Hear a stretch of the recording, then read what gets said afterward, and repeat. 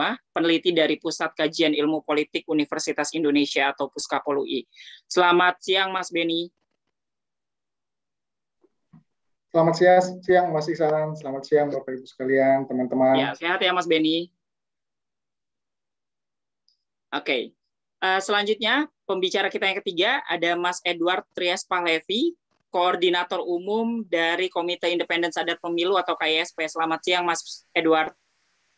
Selamat siang, Mas Ihsan, dan selamat siang, Bapak Ibu sekalian. Terima kasih, Ya, Mas sehat Ihsan. ya, Mas. Alhamdulillah. Alhamdulillah. Oke, saya coba menghubungi kembali Mbak Iza. Mungkin sudah terhubung. Selamat siang, Mbak Iza. Oke, sepertinya ya masih sedikit terkendala gangguan. Baiklah, Bapak Ibu sekalian, sebelumnya kami ingin sampaikan bahwa diskusi pada siang hari ini disiarkan secara live juga di YouTube Rumah Pemilu. Jadi Bapak Ibu sekalian bisa bergabung melalui kanal Zoom ataupun melalui YouTube Rumah Pemilu. Nah, Bapak Ibu sekalian, diskusi pada siang hari ini terkait dengan tantangan menuju pemilu 2024 diinisiasi oleh Koalisi Masyarakat Sipil Kawal Pemilu 2024 yang sementara sampai dengan hari ini sudah ada 12 lembaga yang bergabung, yakni ada teman-teman dari AMAN, Aliansi Masyarakat Adat Nusantara, ada dari Indonesia Corruption Watch, lalu ada Indonesia Parliamentary Center, ada dari JPPR, ada dari KISP, Kode Inisiatif, NetGrid, NetFit, Perludem, Puskapol UI, Pusako, dan juga SPD.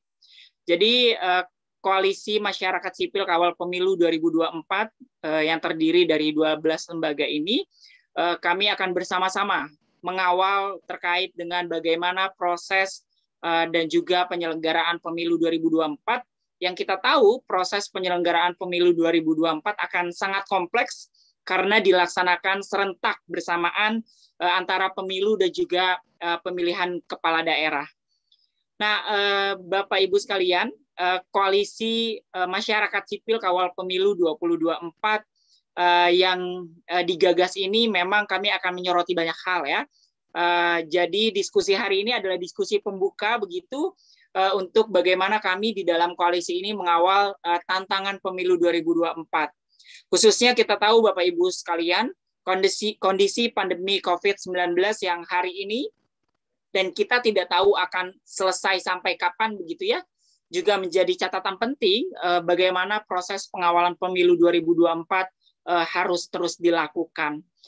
Nah, gagasan Koalisi Masyarakat Sipil Kawal Pemilu 2024 ini juga sebagai bentuk sebetulnya pengawasan ekstra, karena tadi pelaksanaan pemilu 2024 akan diselenggarakan dengan problem yang cukup besar ya antara pemilu dan pilkada, maka perlu ada pengawasan yang ekstra dari masyarakat sipil. Nah, akhirnya kami di 12 lembaga ini mencoba menginisiasi Koalisi Masyarakat Sipil Kawal Pemilu 2024 untuk mengawal proses pemilu 2024.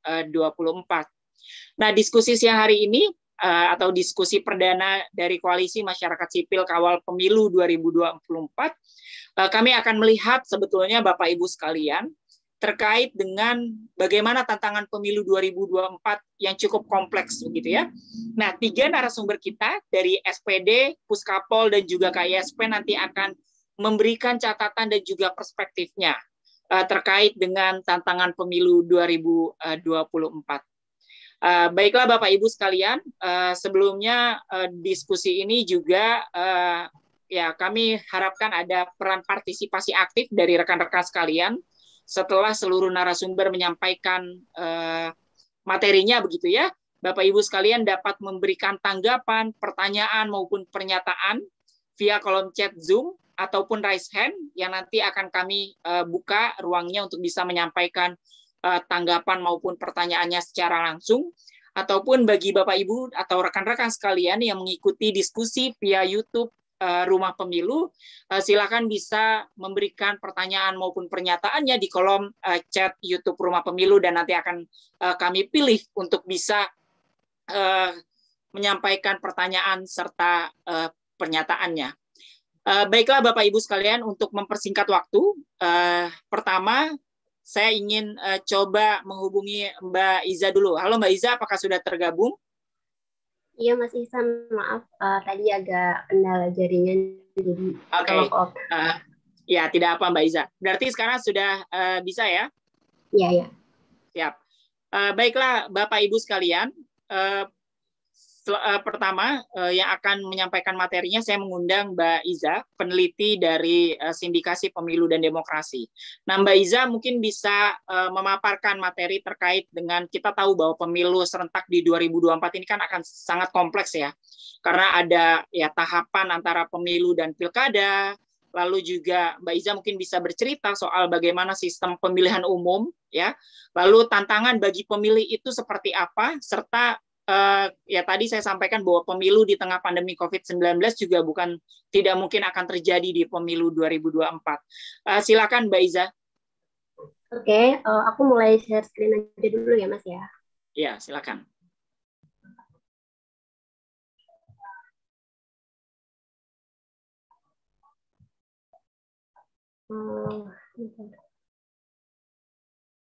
Udah kelihatan belum ya Mas? Sudah Mbak.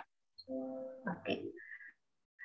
Terima kasih untuk rekan-rekan semua, rekan-rekan koalisi yang sudah membuat forum ini gitu kan. Terima kasih juga untuk seluruh hadirin yang sudah menyempatkan hadir untuk mengikuti diskusi media ini pada weekend ya gitu. Oke, sebelumnya maaf tadi sempat ke lockout karena gangguan jaringan, tapi semoga tidak mengurangi tujuan kita untuk diskusi bareng-bareng siang hari ini.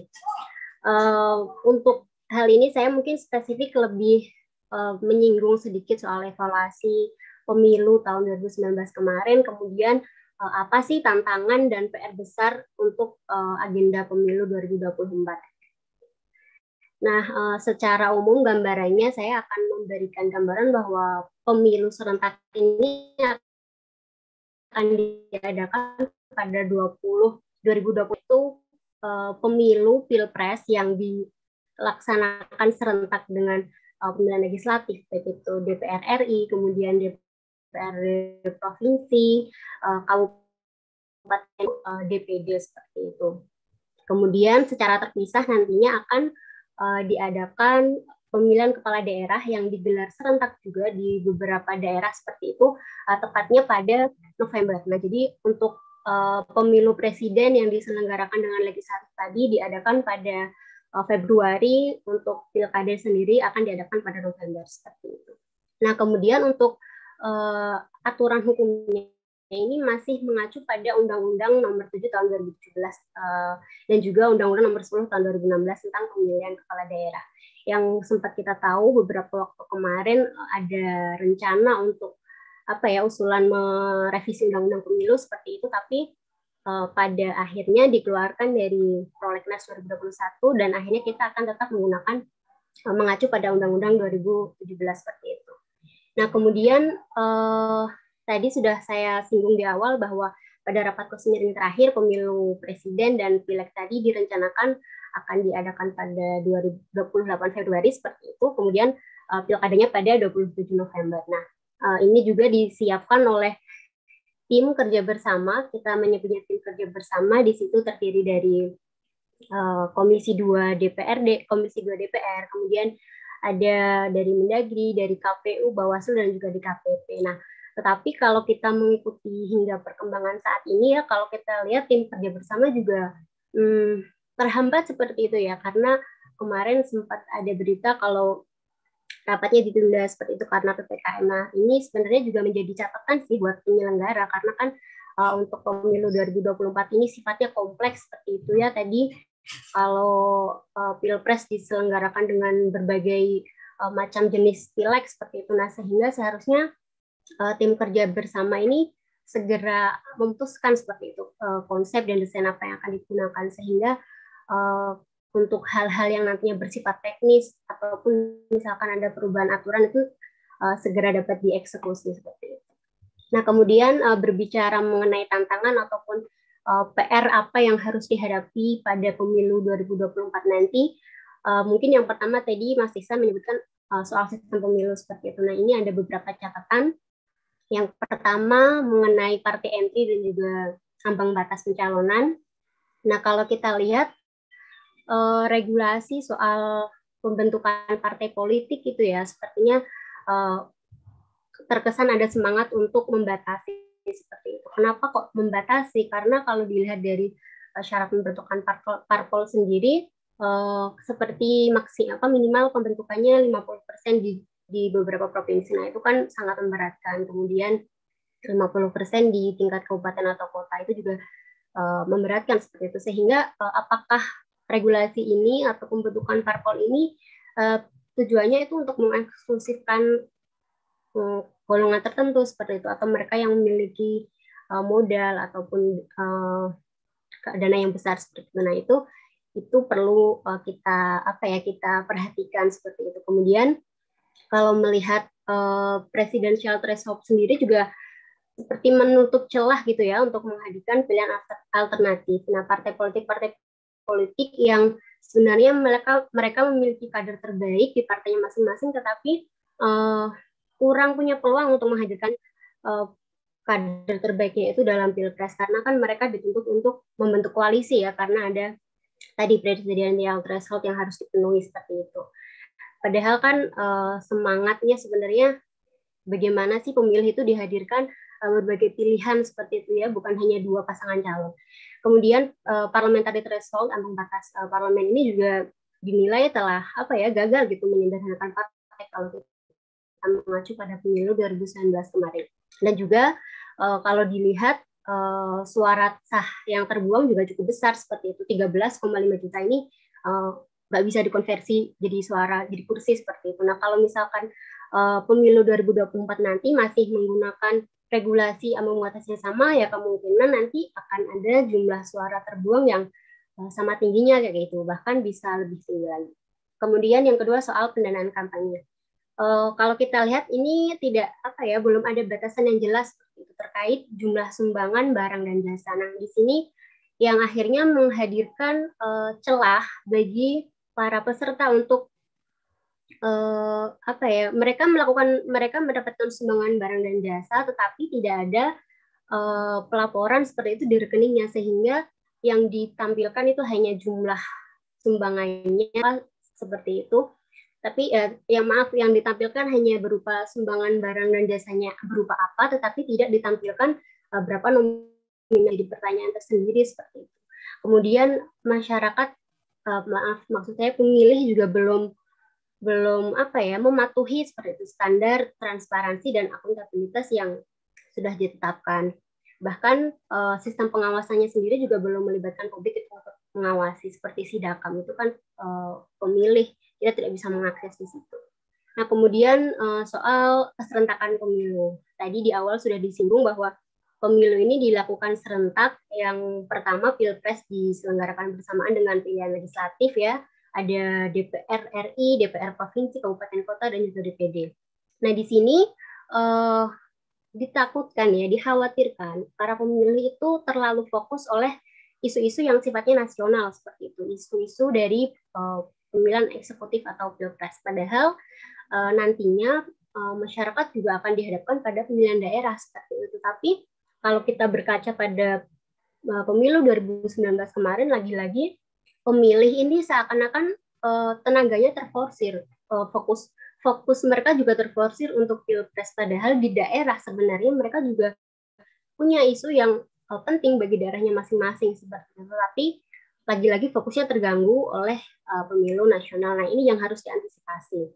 Kemudian kompleksitas dan juga beban penyelenggara yang kita tahu bahwa pada pemilu kemarin ya ada banyak korban jiwa dari penyelenggara, ini juga salah satu akibat dari kompleksitas sistem yang kita pilih. Kemudian berbicara soal itu, nanti ada dari KPU sendiri kan ingin menyederhanakan surat suara, desain surat suara seperti apa.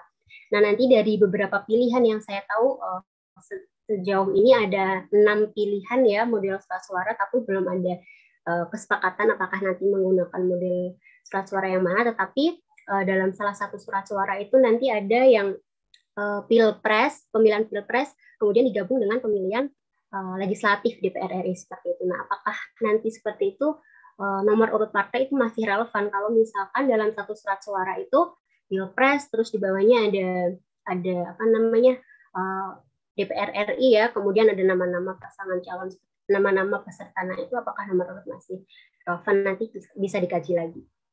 Nah, ini beberapa hasil survei ya dari indikator. Di sini disebutkan bahwa sebenarnya umum masyarakat 60,7% ini ingin agar ada lebih 2 pasangan calon dalam pemilihan presiden seperti itu, sehingga bisa menjaring secara luas ya untuk terbukanya putra-putri terbaik seperti itu. Nah, ini yang tadi saya omongin di awal, bahwa sebenarnya masyarakat itu butuh lebih dari 2 pasangan calon seperti itu, menghadirkan pilihan-pilihan alternatif yang mungkin wajah baru lagi ya, bukan orang-orang itu melulu kayak gitu, kasarnya seperti itu. Nah, kalau berbicara soal apa namanya keserentakan pemilu, model keserentakan pemilu sendiri, di sini juga masyarakat umumnya 63,2% menginginkan adanya pemisahan apa namanya pemilihan nasional dengan pemilihan lokal seperti itu. Pilpres diadakan secara serentak dan juga DPD, kemudian nanti ada pemilihan kepala daerah yang diadakan bersamaan dengan DPRD provinsi dan juga DPRD kabupaten atau kota. Nah, ini kemudian berdasarkan data yang diolah SPD ya dari KPU, itu dilihat bahwa dari Pilkada 2020 kemarin sekitar 700 sekian pasangan calon kepala daerah itu ya, ternyata masih banyak dari mereka yang hanya mencantumkan LADK-nya itu di bawah 1 juta kayak gitu. Kemudian ada 4% yang menyampaikan LADK atau laporan awal dana kampanyenya hanya Rp0. Nah, ini kan dipertanyakan ya, apakah mungkin kayak gitu, realistis apa enggak sih? Nah, ini yang sebenarnya kita pengen peserta pemilu itu enggak hanya menjadikan laporan ini sebagai formalitas, tetapi juga memang apa ya, serius seperti itu untuk memperlihatkan seberapa sebenarnya dari kampanye mereka keluarkan. Nah, ini yang kedua, mengenai tantangan bagi pemilih lebih spesifik lagi. Tadi sudah dijelaskan sedikit soal model keserentakan pemilu yang kita pilih, dan tantangannya adalah ya kompleksitas sistem itu sendiri, karena tadi ada pemilihan presiden yang diselenggarakan bersamaan dengan pileg, baik itu DPR RI, provinsi dan juga kabupaten kota. Nah, apa sih yang menjadi tantangan besar bagi masyarakat ya? Kebingungan pemilih pada hari saat pencoblosan seperti itu ya, bagaimana mereka memberikan suaranya, sehingga dibutuhkan penyederhanaan surat suara. Tetapi catatannya di sini adalah penyederhanaan surat suara ini tujuannya bukan hanya untuk memudahkan penyelenggara seperti itu, bukan hanya untuk meringankan beban penyelenggara, tetapi juga prinsipnya adalah untuk memudahkan pemilih yang ramah pemilih seperti itu. Bagaimana pemilih ini bisa lebih gampang gitu ya, nggak bingung-bingung di TPS. Nah, sedangkan kalau kita lihat dari opsi yang diberikan KPU, 6 pilihan itu ya, 6 model desain suara, sebenarnya tuh kalau dipahami kayak malah bikin bingung gitu, kayak ada apa namanya ingin menggabungkan 5 surat suara menjadi 1 surat suara, itu kan cukup rumit gitu ya, apalagi untuk pemilih yang usianya sudah agak tua seperti itu, mohon maaf. Nah, itu apakah nanti lebih memudahkan atau lebih menyulitkan seperti itu. Kemudian ada juga pilihan untuk menyatukan 5 surat suara dalam 1 surat suara, kemudian nanti apa namanya nama-nama calon dan juga nama-nama partai itu ditempel pada bilik suara. Nah, itu yang jadi catatan adalah bisa menimbulkan apa ya, kecurangan seperti itu kan. Bisa saja nih, misalkan ada salah satu pemilih yang datang pertama dia nyoblos, tapi nanti di bilik suara dikasih tanda kayak gitu, itu kan juga bisa apa ya, bisa memperbanyak kecurangan kayak gitu. Nanti itu dipertanyakan. Kemudian soal ini DPD ada wacana untuk hanya memberikan slot 20 foto untuk DPD. Sedangkan kalau di daerah-daerah itu kan calon DPD itu bisa lebih dari 20 seperti itu. Apakah nanti untuk yang ke 21 dan seterusnya fotonya tidak ditampilkan atau bagaimana, itu kan mengurangi prinsip keadilan bagi peserta. Nah, kemudian yang terakhir soal tata cara pemberian suara. Kalau kemarin dilihat itu ada salah satu usulan untuk menulis seperti itu ataupun mencontreng. Nah, ini perlu dipikirkan lagi seperti itu ya, karena kalau misalkan mengganti dari mencoblos ke mencontreng atau menulis, itu kan berarti sudah harus mengubah undang-undang, karena di undang-undangnya spesifik ditulis harus mencoblos seperti itu. Nah, kemudian selain dari sisi regulasi sendiri juga, pemilih saat ini tuh kayak sudah tertanam mindset kalau pemilu itu ya nyoblos gitu, ayo datang ke TPS nyoblos gitu. Tapi kalau misalkan nanti tata cara pemberian suaranya diubah-ubah lagi, takutnya menimbulkan suara tidak sah lagi kayak gitu, karena ya tadi mindsetnya tuh dari awal sudah pemilu itu ya milih nyoblos kayak gitu. Nanti nulis takutnya malah apa ya, bikin kekaburan seperti itu. Itu mungkin salah satu catatan dari saya. Kemudian yang kedua adalah soal eksis 9 saat kampanye.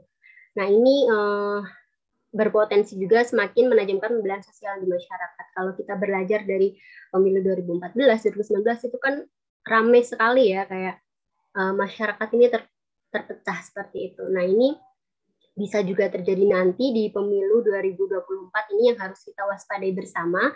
Kemudian soal hoax, buzzer, ujaran kebencian di media sosial yang semakin ke belakang ini makin apa ya, kayak menjadi hal yang lumrah seperti itu. Nah, takutnya ini juga nanti akan makin parah di pemilu 2024 ini yang harus kita perangi bersama seperti itu. Kemudian soal nanti penyelesaian sengketa hasil pemilu di 2024 Pilpres yang jaraknya berdekatan dengan Pilkada. Nah, ini juga harus dipikirkan matang ya oleh penyelenggara, bagaimana nanti penyelesaian sengketa ini waktunya harus pas gitu ya dengan Pilkada. Jangan sampai Pilkada sudah mulai tahapannya tapi sengketanya belum selesai seperti itu. Kemudian yang ketiga soal politik uang.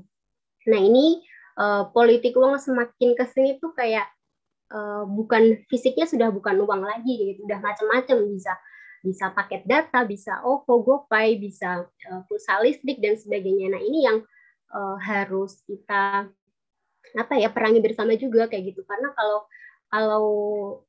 kita mau jujur sebenarnya dari jumlah laporan misalkan ada politik uang itu sama yang terjadi di daerah itu beda kayak gitu loh. Hampir semua wilayah yang menerima politik uang kayak gitu. Nah, ini yang perlu pendefinisinya ulang ya, bahwa sekarang politik uang itu sudah ragam dan bentuknya kayak gitu. Nah, ini tadi soal model contoh desain surat suara yang perlu kita perhatikan lagi. Kira-kira mana sih desain surat suara yang ramah bagi pemilih, benar-benar memudahkan begitu, dan juga meringankan beban penyelenggara. Seperti itu. Kemudian, nah ini kalau dari survei LSI, sebanyak 29% ini masyarakat menerima politik uang sebagai hal yang wajar. Kalau dibandingkan dengan yang tidak bisa diterima atau tidak wajar, memang selisihnya cukup jauh seperti itu ya. Dia 70%, kemudian yang bisa diterima tadi 29%. Tetapi perlu dicatat bahwa 29% ini juga termasuk angka yang tinggi untuk mengubah masyarakat yang tadinya nggak mau milih si A jadi mau milih si A karena dapat uang kayak gitu. Karena itu juga menjadi catatan penting bagi kita semua. Nah, kemudian yang terakhir soal pemilu di tengah pandemi, karena kita sudah sempat ya melaksanakan Pilkada 2020 tahun kemarin yang dilaksanakan di tengah pandemi seperti itu, kita harus mulai berkaca ke depan gitu, siap gitu. Kalau misalkan nanti kita juga nggak tahu ya kalau pandemi COVID ini berakhir sampai kapan gitu, tapi semoga saja 2024 udah nggak ada. Tapi kita juga harus menyiapkan kalau misalkan di 2024 nanti kita harus berbarengan lagi dengan COVID seperti itu. New normal apa sih yang harus kita lakukan seperti itu? Baik itu mulai tata kelola, kemudian protokol kesehatan yang diterapkan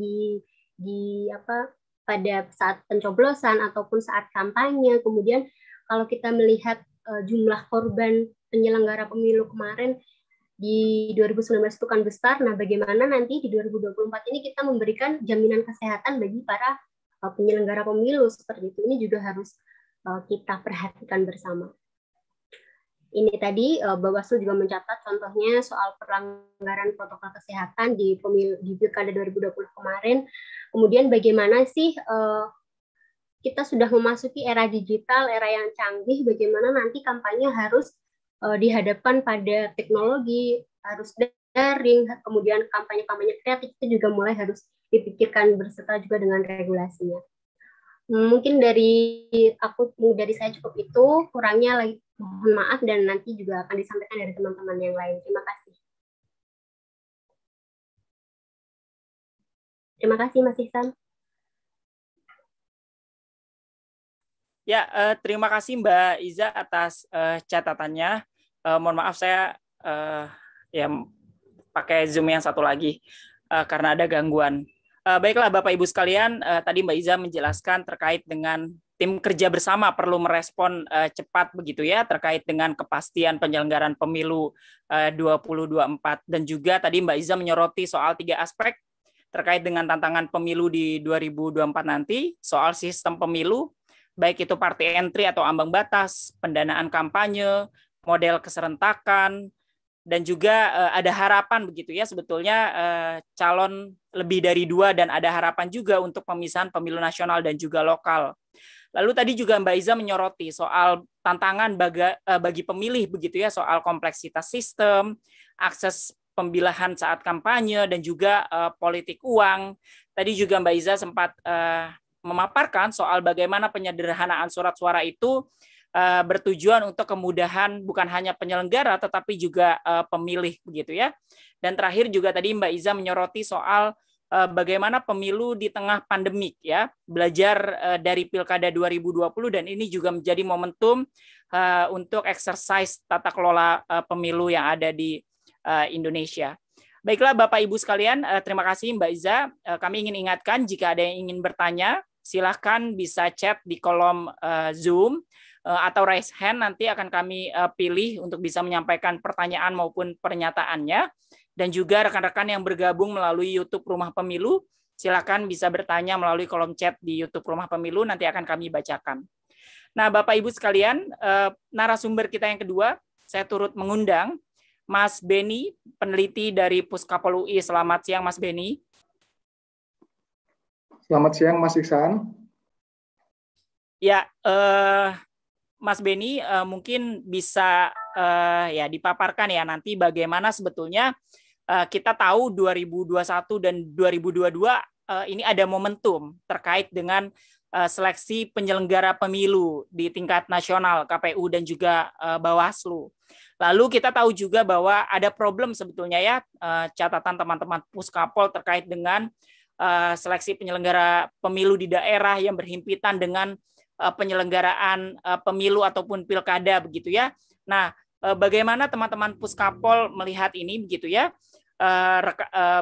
Berkaitan dengan rekam jejak, temuan-temuan, dan juga persoalan rekrutmen dan representasi keterwakilan perempuan. Mas Beni, disilahkan Mas Beni. Baik, Mas Ihsan, saya persiapkan dulu.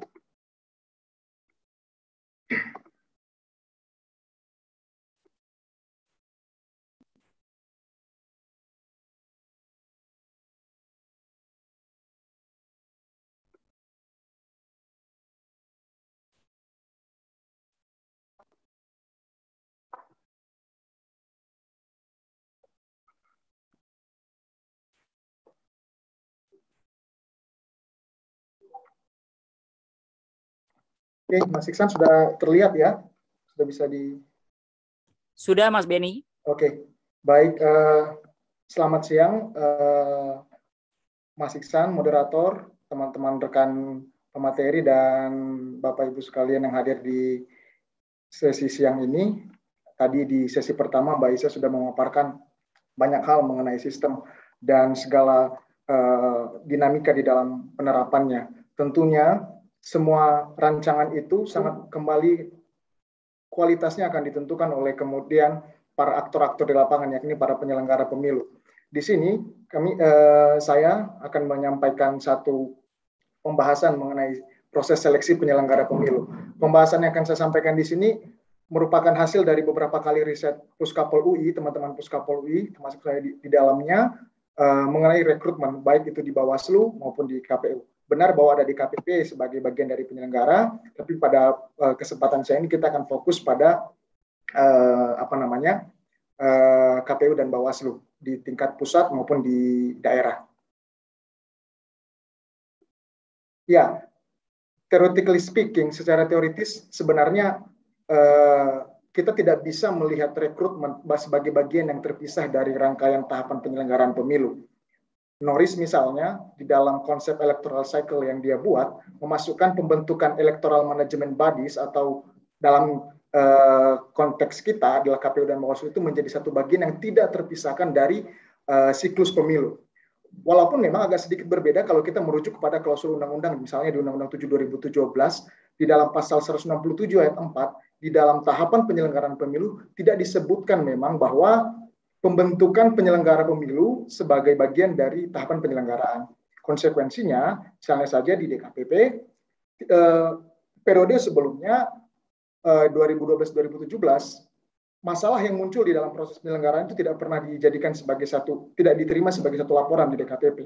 Beda dengan kemudian DKPP periode 17-2022 yang mencoba membangun suatu perspektif baru dengan melihat proses input dari penyelenggara, yakni proses rekrutmen ini sebagai bagian yang tidak boleh dipisahkan dari keseluruhan tahapan penyelenggara.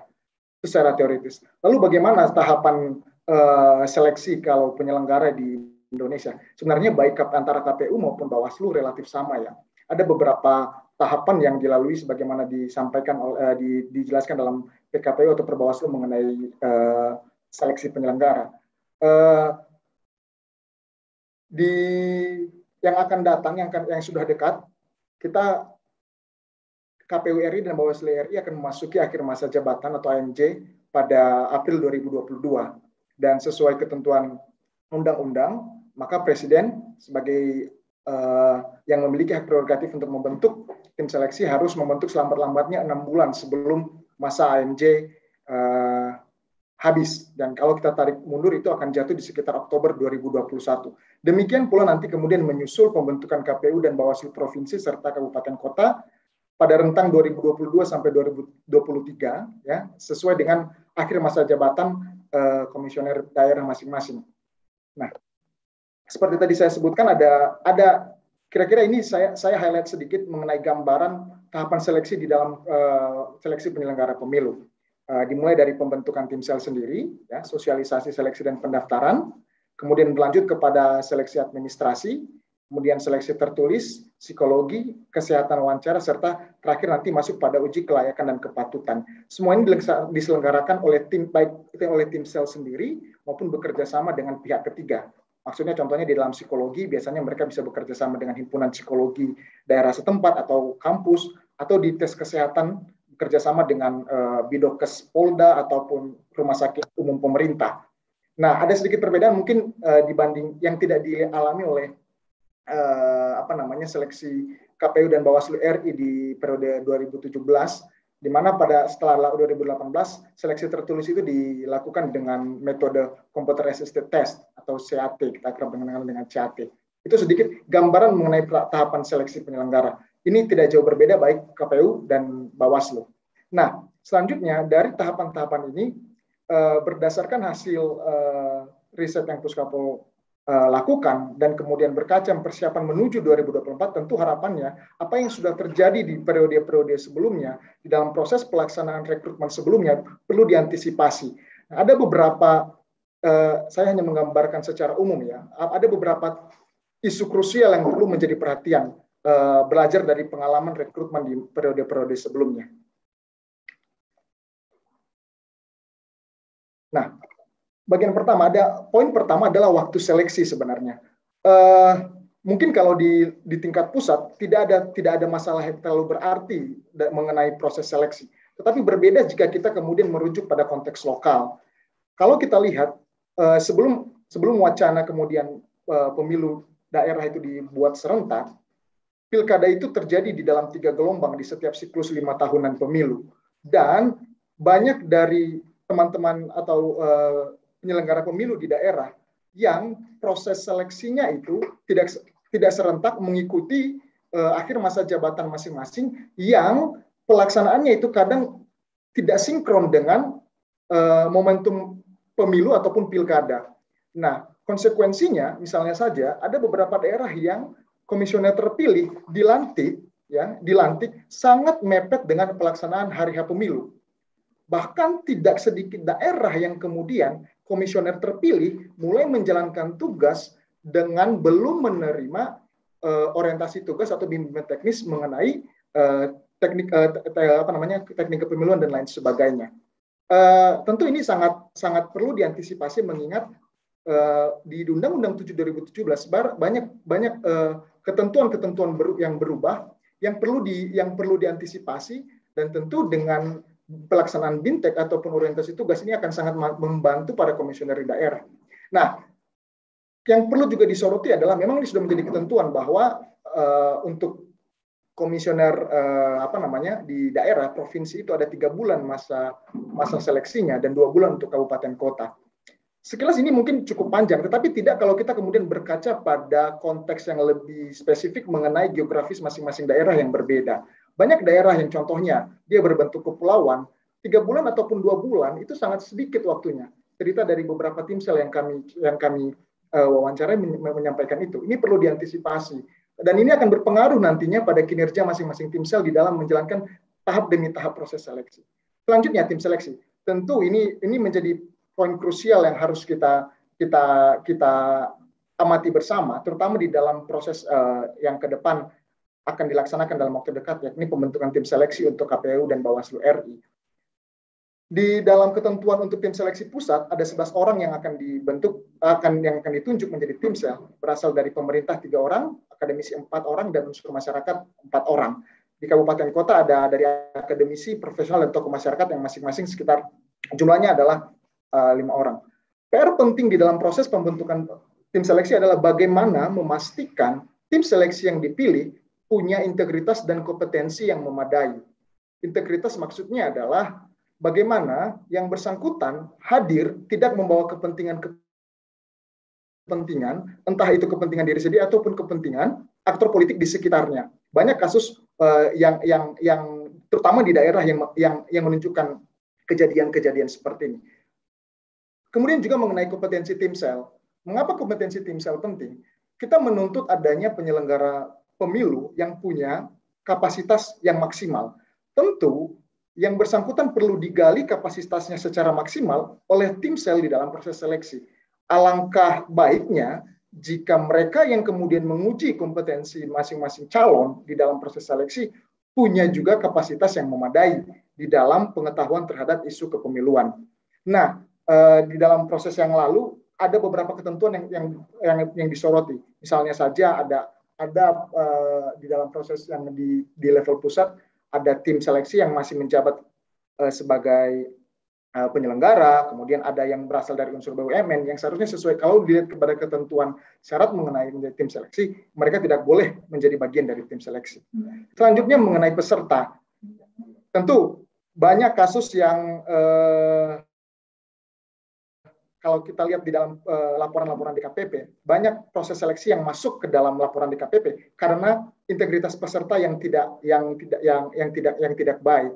Banyak peserta yang melanggar aturan, mulai dari yang paling besar, misalnya keterlibatan partai terhadap dengan partai politik, atau masih terlibat di bawah 5 tahun sebelum pada saat dia mengikuti proses seleksi, ataupun masalah-masalah kecil seperti manipulasi identitas dan lain sebagainya. Nah, disinilah kemudian peran penting tim seleksi. Tim seleksi harus punya kemampuan yang mendalam dan komprehensif untuk menggali atau menyeleksi peserta melihat dari rekam jejaknya. Dan di sini juga keterlibatan publik dibutuhkan. Sebenarnya kita merindukan adanya satu sistem yang berkesinambungan yang memuat bagaimana membuat rekam-rekam jejak para peserta yang pernah mengikuti seleksi-seleksi KPU provinsi ataupun kabupaten kota.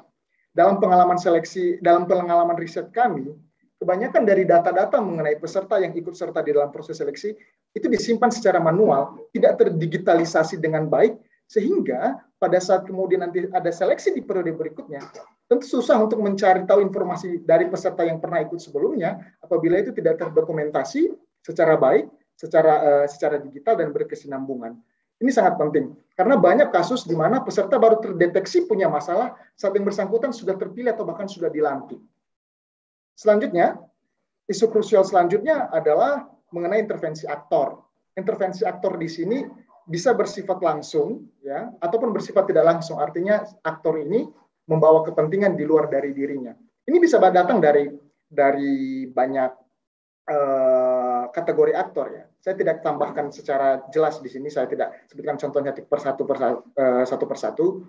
Tetapi di dalam riset kami ada beberapa aktor yang bisa mengintervensi proses seleksi, mulai dari tim seleksi itu sendiri, kemudian elit politik, baik yang ikut kontestasi maupun tidak ikut kontestasi pilkada ataupun pemilu, kemudian komisioner petahana, hingga sekretariat KPUD. Contoh kasusnya menjanjikan jawaban atas soal tes dan lain sebagainya dengan membayar uang dan lain sebagainya.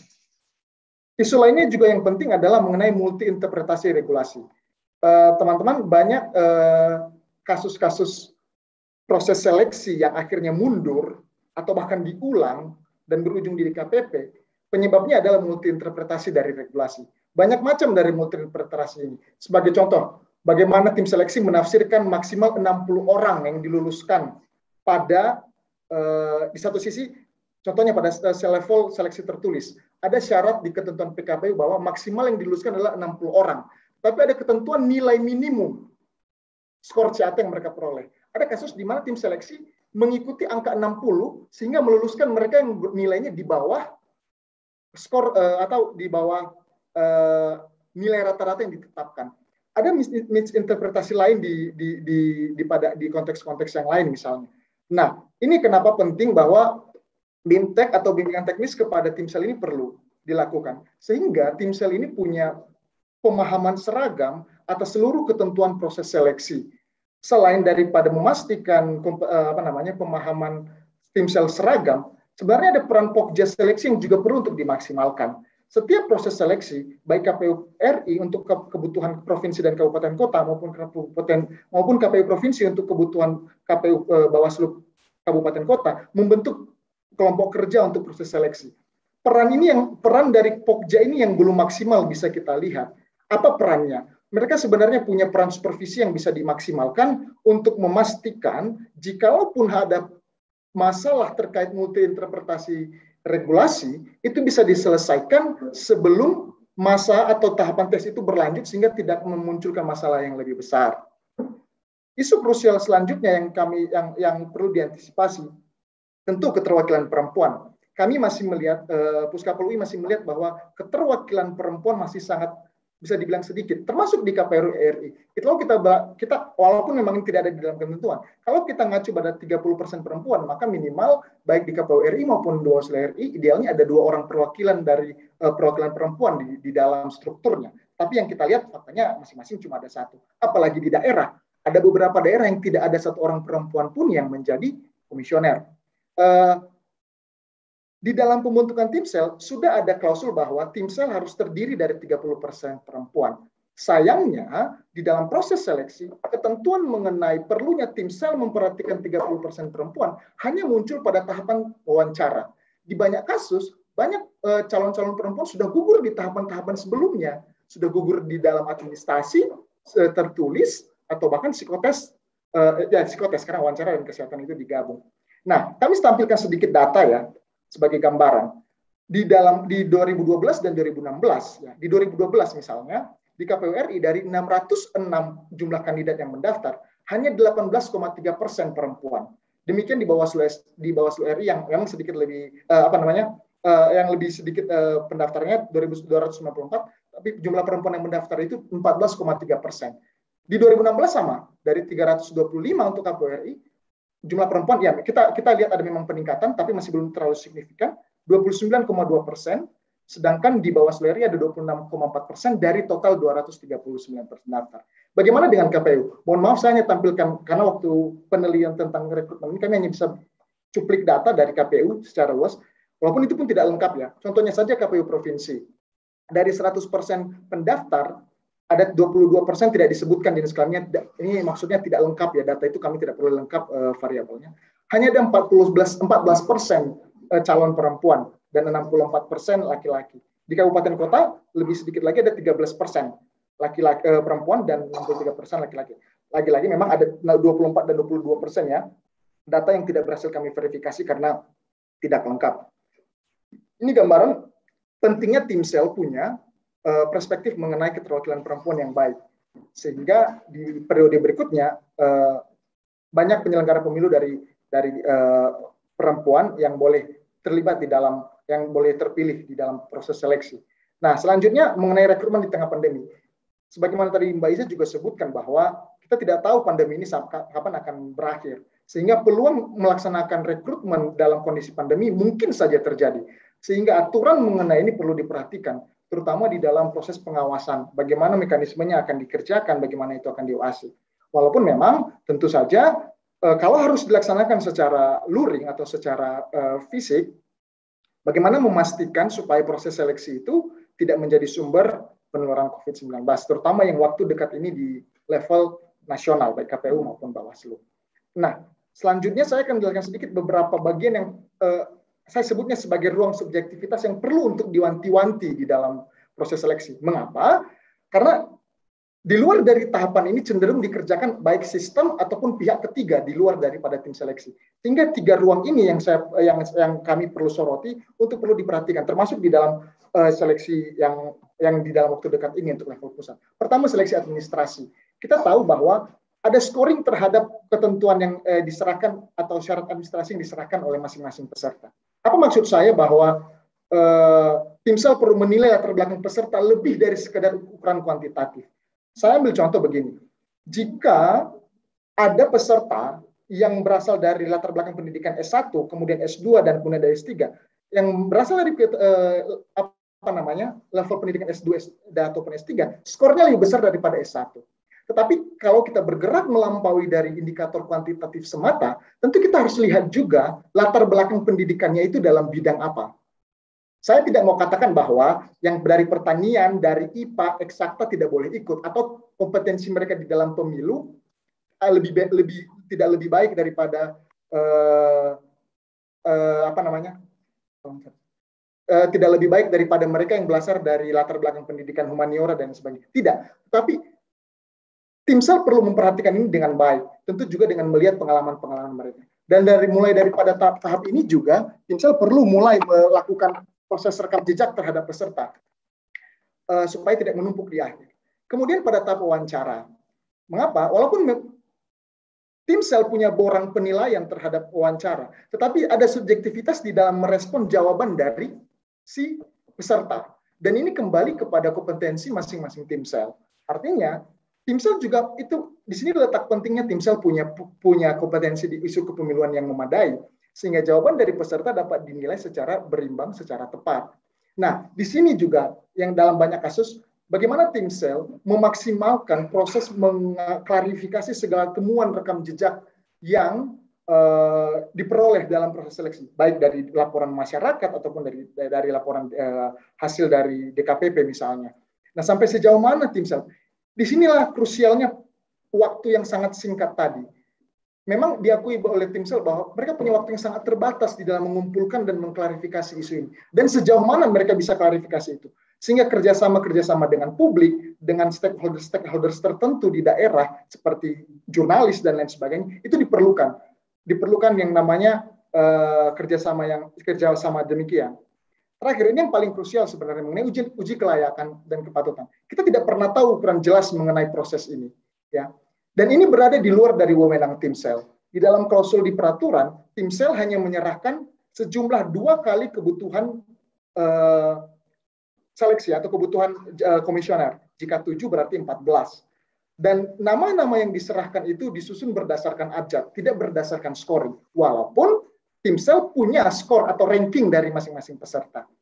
di dalam beberapa kasus, banyak timsel yang kecewa dari hasil FPT atau uji kelayakan yang kemudian muncul. Mengapa? Mereka tahu bahwa orang-orang yang terpilih ini, di dalam konteks seleksi yang tahapan-tahapan sebelumnya, mereka tidak mencapai nilai yang maksimal. Tetapi timsel tidak bisa berbuat banyak. Disinilah kita perlu waspadai bahwa ruang uji kelayakan dan kepatutan ini sangat politis, sangat tidak bisa diukur, dan sangat tidak bisa kita dimasuki oleh publik. Sehingga disinilah pentingnya bagaimana proses seleksi ini bisa setransparan mungkin, sehingga masyarakat tahu setiap hasil di tahapannya, sehingga kita dapat bisa dituntut pada bagian di fase kelayakan dan kepatutan. Bagaimana mereka yang melakukan FPT, entah itu DPR RI untuk konteks pusat, dan KPU RI dan Bawaslu RI untuk konteks provinsi dan kabupaten kota, memastikan bahwa mereka menggunakan atau menjadikan hasil dari timsel sebagai referensi utama mereka, selain dari pertimbangan lain yang mereka punya, tapi itu harus menjadikan referensi utama nilai-nilai peserta di dalam setiap tahapan seleksinya. Mungkin itu beberapa isu-isu yang perlu diantisipasi di dalam menjelang pemilu 2024. Nanti selanjutnya mungkin kita bisa bahas lebih dalam di proses diskusi. Terima kasih Mas Iksan, mohon maaf kalau agak panjang. Ya, terima kasih Mas Beni terkait dengan catatan soal tahapan seleksi ya. Tadi Mas Beni sudah sampaikan bahwa ada banyak isu krusial terkait dengan tahapan seleksi ya, baik itu di tingkat nasional maupun di tingkat daerah. Misalnya soal waktu seleksi, yang kita tahu bahwa di daerah-daerah ternyata waktu seleksinya tidak sinkron dengan momentum pemilu, begitu ya. Akhirnya di tengah tahapan pemilu yang begitu penting, ternyata ada proses pergantian. Nah, ini juga perlu menjadi catatan.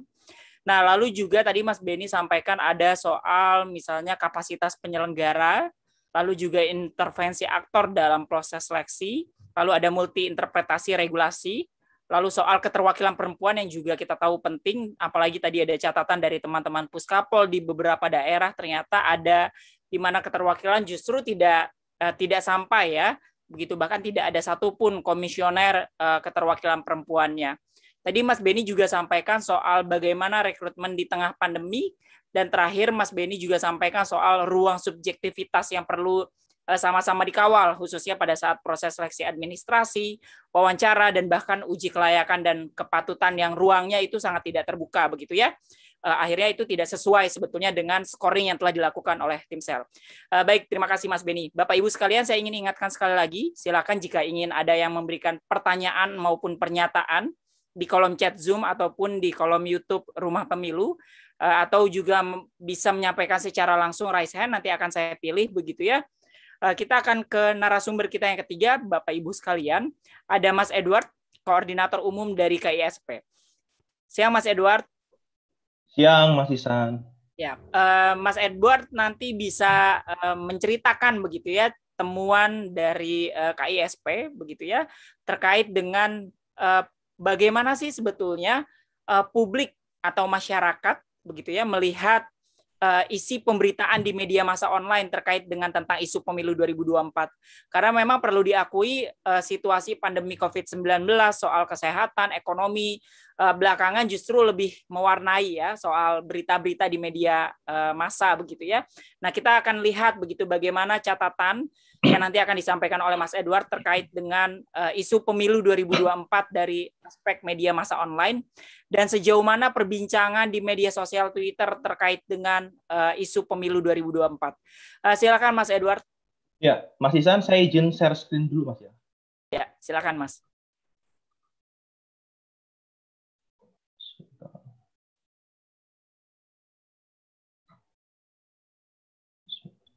Sudah terlihat Mas ya? Oke, sudah Mas.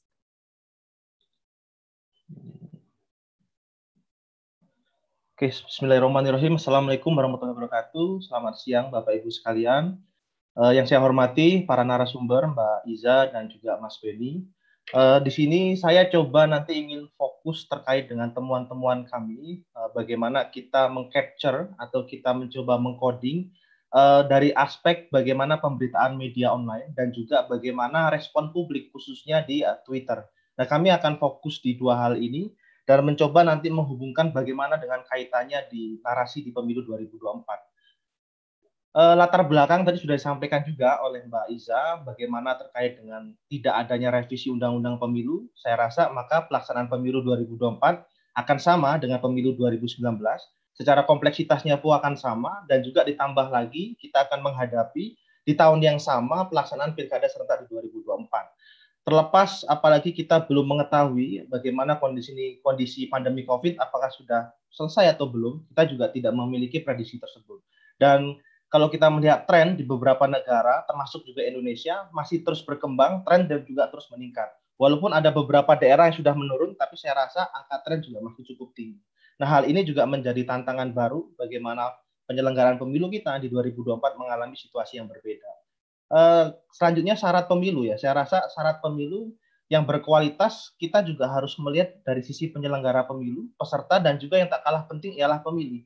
Apakah pemilih ini bisa memilih dengan cara yang mudah, ataukah pemilih ini mendapatkan informasi dengan mudah? Ini juga perlu menjadi pertimbangan ketika kita mengatakan pemilu ini menjadi berkualitas. Dan kami mencatat juga munculnya banyak narasi pro dan kontra netizen terkait dengan penanganan COVID dan kaitannya dengan pemilu 2024. Rumusan masalah dari penelitian ini ada dua hal. Kita ingin melihat bagaimana wacana atau narasi terkait dengan pemilu 2024 dari sudut pemberitaan media dan isu kunci. Yang kedua, bagaimana ini respon warganet terkait dengan isu pemilu 2024. Metodologi yang kita gunakan ada dua data set. Set pertama, ini pemberitaan di media online yang terbaik dan berdedikasi menurut Kemendikbud. Jadi berita-berita yang kami coding atau berita-berita yang kita capture, kita ngambil dari rilis Kemendikbud yang mengatakan bahwa media tersebut adalah media yang terbaik dan berdedikasi. Data yang kita ambil 29 Mei sampai 4 Agustus 2021, karena muncul keyword terkait dengan pemilu 2024 dimulai pada tanggal 29 Mei sampai 4 Agustus 2021. Kedua, kita juga melihat bagaimana perbincangan di media sosial Twitter dengan topik isu pemilu 2024. Ini kita ambil terkait datasetnya tanggal 19 Juli sampai 4 Agustus 2020. Kata kunci yang digunakan pemilu 2024 dan tantangan pemilu di 2024. Penyajian data ini kita menggunakan artificial intelligence dengan alat yang biasa kita sebut NVivo 12+. Dan tampilan datanya nanti kita akan menampilkan di 4 aspek, yaitu Twitter sociogram, ada word frequency, crosstab, dan mind map query. Saya bergeser bentar. Nah, bagaimana isi pemberitaan media online yang sudah tersebar?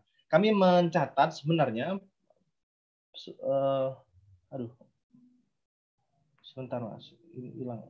Nah, kami mencatat persebaran pemberitaan media online terkait topik isu pemilu, saya rasa sudah merata, hampir rata-rata melebihi 5%.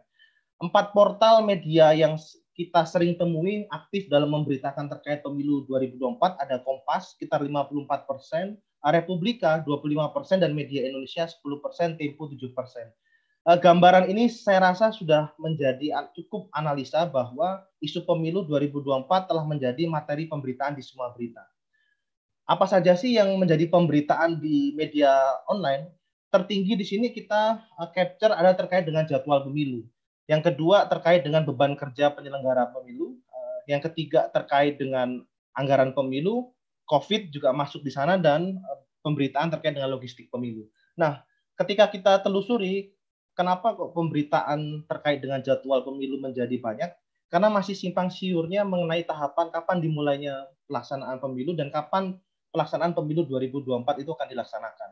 Yang kedua, terkait dengan beban kerja penyelenggara. Banyak sekali pemberitaan online memberitakan dengan mengevaluasi pemilu 2019 bahwa apa yang terjadi di 2019 nanti juga akan terjadi di 2024, khususnya terkait dengan beban penyelenggara pemilu. Nah, ini jaring kata yang sering muncul, yaitu terkait dengan biaya, November atau Februari, jadwal pemilu serentak, beban berat, COVID-19 juga masuk cukup besar sekali, kata yang sering dibahas oleh media online, wabah, penyakit, dan terkait dengan sengketa tadi yang dijelaskan oleh Mbak Iza. Nah, pihak mana yang sering dikaitkan dengan isu pemilu? Di sini 31, ada 5 instansi ya, organisasi yang sering diberitakan dalam topik pemilu. Pertama, KPU, 31%, Bawaslu sekitar 15%, DPR juga cukup tinggi, selanjutnya ada MK. Ini 5 instansi yang saya rasa yang sudah sering dikaitkan oleh pemberitaan nasional kita terkait dengan isu pemilu 2024. Nah, ini jaring kata isu yang saling terhubung. Kalau kita melihat di titik-titik isu ini, setiap pemberitaan dalam jaringan ini saling terhubung. Namun memang yang paling tebal adalah terkait dengan pembahasan jadwal pemilu. Terus selanjutnya ada beban kerja dan juga COVID-19. COVID-19 saya rasa masih menjadi pembahasan serius terkait dengan penyelenggaraan pemilu di 2024 ini. Dan ini menjadi kaitannya bagaimana KPU dan Bawaslu sering dikaitkan dengan kesiapannya terkait dengan penyelenggaraan di 2024. Ketika membahas topik anggaran, ini selalu dikaitkan dengan DPR, bagaimana penyusunan anggaran di pemilu di 2024. Nah, bagaimana perbincangan media sosial di Twitter pemilu di 2024? Nah, kita mencoba membuat sosiogram pembahasan. Kalau melihat di data para akun ini, titik-titik bulat-bulat ini akun-akun yang mengetweet tapi juga memunculkan keyword terkait pemilu 2024. Kita membuat 4 aspek indikator. Kalau dilihat di sini, percakapan yang menunjukkan identitas kepartaian juga cukup banyak. Yang kedua, ada terkait dengan percakapan terkait dengan permasalahan pemilu 2024 juga cukup banyak. Peta percakapan membahas pemilu 2024 dengan aktivis media sosial, Denny Siregar. Ini salah satu aktivis yang saya rasa sering di-retweet oleh para netizen, juga cukup banyak. Dan peta percakapan yang membahas pemilu, tapi juga mengetek akun dari Presiden Jokowi, itu juga cukup banyak di isu keyword di pemilu 2024. Nah, kami mengcapture sekitar 2.703 tweet dari rentang waktu 19 Juli sampai 4 Agustus 2021. Kalau melihat di cuitan, narasi yang sering dibahas ini berkaitan terkait dengan COVID-19. Ini yang dilakukan oleh warganet. Jadi kalau tadi di media online itu berkaitan dengan jadwal pemilu, tapi narasi yang paling banyak dimunculkan oleh warga akun Twitter lebih banyak terkait dengan COVID-19. Yang kedua adalah public trust, kepercayaan publik terkait dengan DPT dan inkonstitusional. Nah, angkanya cukup tinggi. Kita ngambil tiga isu ini yang akan kita capture. Apa saja sih pembahasan nanti terkait dengan isu tersebut. Dan COVID-19 masih menjadi perbincangan di warganet Twitter dengan kaitannya pemilu 2024. Menariknya juga muncul narasi-narasi ketidakpercayaan warganet Twitter terhadap pelaksanaan pemilu serentak 2024 dan juga ditemukannya ketidakpercayaan dalam penanganan COVID yang kaitannya nanti dengan isu pemilu di 2024. Narasi yang muncul dari pemberitaan online dan warganet itu berbeda kalau melihat dari aspek kebanyakan apa yang dibahas mereka. Nah, kita bedah satu-satu. Bagaimana terkait dengan analisis teks percakapan warganet Twitter terkait dengan pembahasan COVID. Kami menemukan banyak sekali kata-kata yang ini menggambarkan terkait kekecewaan publik terkait dengan penanganan COVID. Misalnya kayak rakyat dikadalin, penanganan buruk, pemilu 2004 ditiadakan, ada kata-kata tunggu 2024, pemilu online juga dibahas, sering muncul di dalam catatan tersebut. PPKM adalah musibah. Kalau kita meng-capture ini sebenarnya mereka memiliki ketidakpuasan terkait dengan penanganan COVID dan mereka mengkaitkan ini ke akun Presiden Jokowi. Misalnya paling banyak ditemukan seperti Tunggu 2024 yang menggambarkannya beberapa akun tidak sabar adanya pergantian kepemimpinan. Narasi untuk pemilu 2024 juga cukup sering muncul di beberapa tweet. Analisa penelitian kami melihat ini adalah kekecewaan terhadap produk hasil pemilu, yakni kepemimpinan. Nah, muncullah usulan-usulan terkait dengan penggunaan teknologi. Ini juga muncul beberapa kami temukan. Memang yang mengunculkan ini banyak dari latar belakang dari teman-teman CSO atau yang dia konsentrasi dalam isu pemilu, politik, dan demokrasi.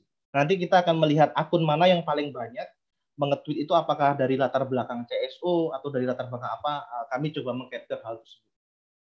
Nah, teks terkait dengan pembahasan public trust atau ketidakpercayaan publik. Nah, kami di sini mendapatkan narasi yang ini juga menjadi sering dibahas kita, misalnya terkait dengan DPT. Kami menemukan narasi mengenai bertengkar DPT, termasuk cukup banyak ditemukan. Hal ini tersebut berdasar dari cuitan salah satu politisi, yaitu Fahri Hamzah, yang ini juga di-retweet hingga ratusan, yang membahas terkait dengan kebiasaan yang sering terjadi, yaitu keributan antara KPU dan Kemendagri, yang hal ini di-retweet oleh para netizen.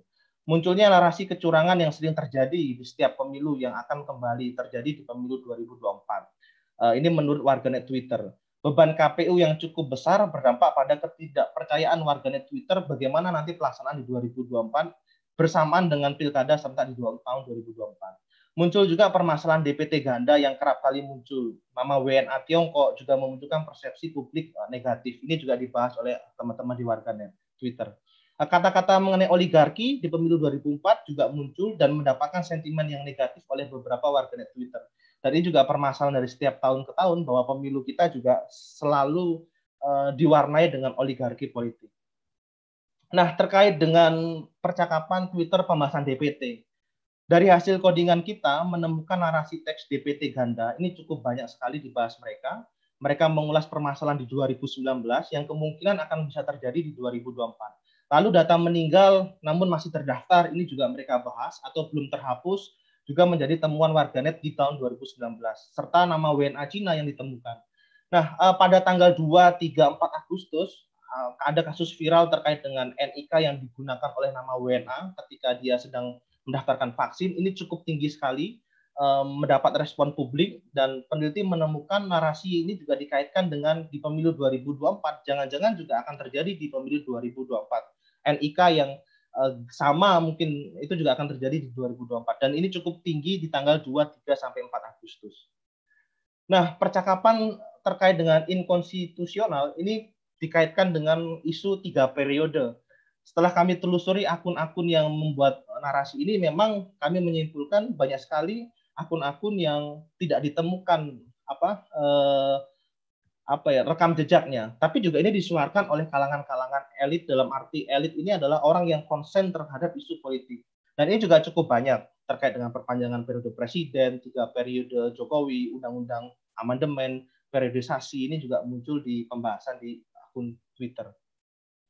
Nah, kami melihat aktor yang sering atau instansi yang sering dikaitkan oleh warganet, paling tinggi 27% ini mengkaitkan akun Presiden Joko Widodo. Yang kedua adalah akun dari KPU RI, sekitar 22%. Ini 2 instansi lembaga yang menurut kami temukan sangat banyak sekali mereka tag ke akun 2 instansi tersebut. Nah, apa yang sering muncul terkait dengan kaitannya warganet ketika mengetweet atau mencuitkan Twitter dan mengetek akun Presiden Jokowi? Ya, hampir mirip dengan tadi, terkait dengan bagaimana kekecewaan publik terhadap penanganan COVID, serta muncul-munculnya isu wacana 3 periode. Yang kedua adalah kaitannya isu komunisme juga masih ada juga dibahas oleh mereka, dan oligarki juga muncul dalam cuitan dikaitannya dengan Presiden. KPU tertinggi bisa dilihat di sini gambarnya, terbesar adalah terkait dengan DPT. Analisis dari jaring kata tersebut, para warganet Twitter mengkaitkan isu pemilu dengan KPU terkait dengan pembahasan permasalahan DPT yang sering bermasalah dalam setiap pemilu. Muncul narasi-narasi penggunaan teknologi dalam pemilu, anggaran, dan juga masa jabatan penyelenggara pemilu yang dirasa nanti harus dipertimbangkan ketika nanti bertabrakan dengan tahapan pilkada atau memperberat situasi dari penyelenggara pemilu tersebut. Nah, aktor yang sering men-tweet isu pemilu 2024. Kalau kita baca data di sini, kita mencoba membuat 6 aspek indikator. Ada aspek yang berlatar belakang konsen terhadap isu pemilu, politik, demokrasi, atau budayawan juga sebenarnya kita masukkan di sini. Yang kedua ada aspek lainnya yang tidak terdeteksi. Ini juga bisa masyarakat umum atau akun-akun buzzer atau akun-akun robot lah. Kita bisa masukkan ke dalam sini. Yang ketiga media online. Keempat partai politik, kelima penyelenggara pemilu, yang keenam adalah unsur pemerintah. Unsur pemerintah ini bisa Kemendagri misalnya, atau Kesbangpol, atau hal-hal yang berkaitan dengan pemerintahan. Nah, kalau membaca temuan kita ketika kita mentelusuri satu persatu, aktor yang dominan melakukan tweet dengan menuliskan isu pemilu memang lebih banyak didominasi oleh aktor yang berlatar belakang konsen isu politik seperti parpol atau CSO, budayawan, influencer, penyelenggara, atau tokoh publik lainnya. Selanjutnya juga yang kedua yang tidak terdeteksi ini adalah sekitar 20%. Kami belum memiliki kelemahan untuk mentelusurinya, kekurangan data dan informasi dan juga alat kami. Tapi kami bisa mencoba menganalisa, bisa jadi yang dilainya ini adalah akun-akun yang bodong. Karena kami juga menemukan akun-akun yang tidak ada followersnya, tapi dia melakukan cuitan. Atau akun-akun buzzer yang dia selalu kontra atau pro dengan pemerintah. Itu juga kami temukan. Dan catatan juga terkait dengan penyelenggara pemilu dan parpol masih cukup minim ketika dia menarasikan terkait dengan isu pemilu 2024 di Twitter khususnya. Ini juga menjadi catatan. bagaimana ke depan KPU atau Bawaslu atau partai politik juga mulai sudah menarasikan terkait dengan isu-isu pemilu 2024, khusus juga KPU dan Bawaslu terkait dengan tahapan-tahapan pemilu dan juga pendidikan pemilih. Nah, peta persebaran yang kita temukan memang didominasi di Pulau Jawa. Jadi mereka nge-tweet itu rata-rata lokasinya ada di Pulau Jawa. Dan tapi kalau melihat di sini sudah merata, ada di Kalimantan juga ada, Sulawesi ada, di Sumatera juga ada, Timur Leste juga ada. Ini kalau kita zoom ke atas, kita juga menemukan di berbagai negara. Tapi kita coba mengambil capture hanya di Indonesia.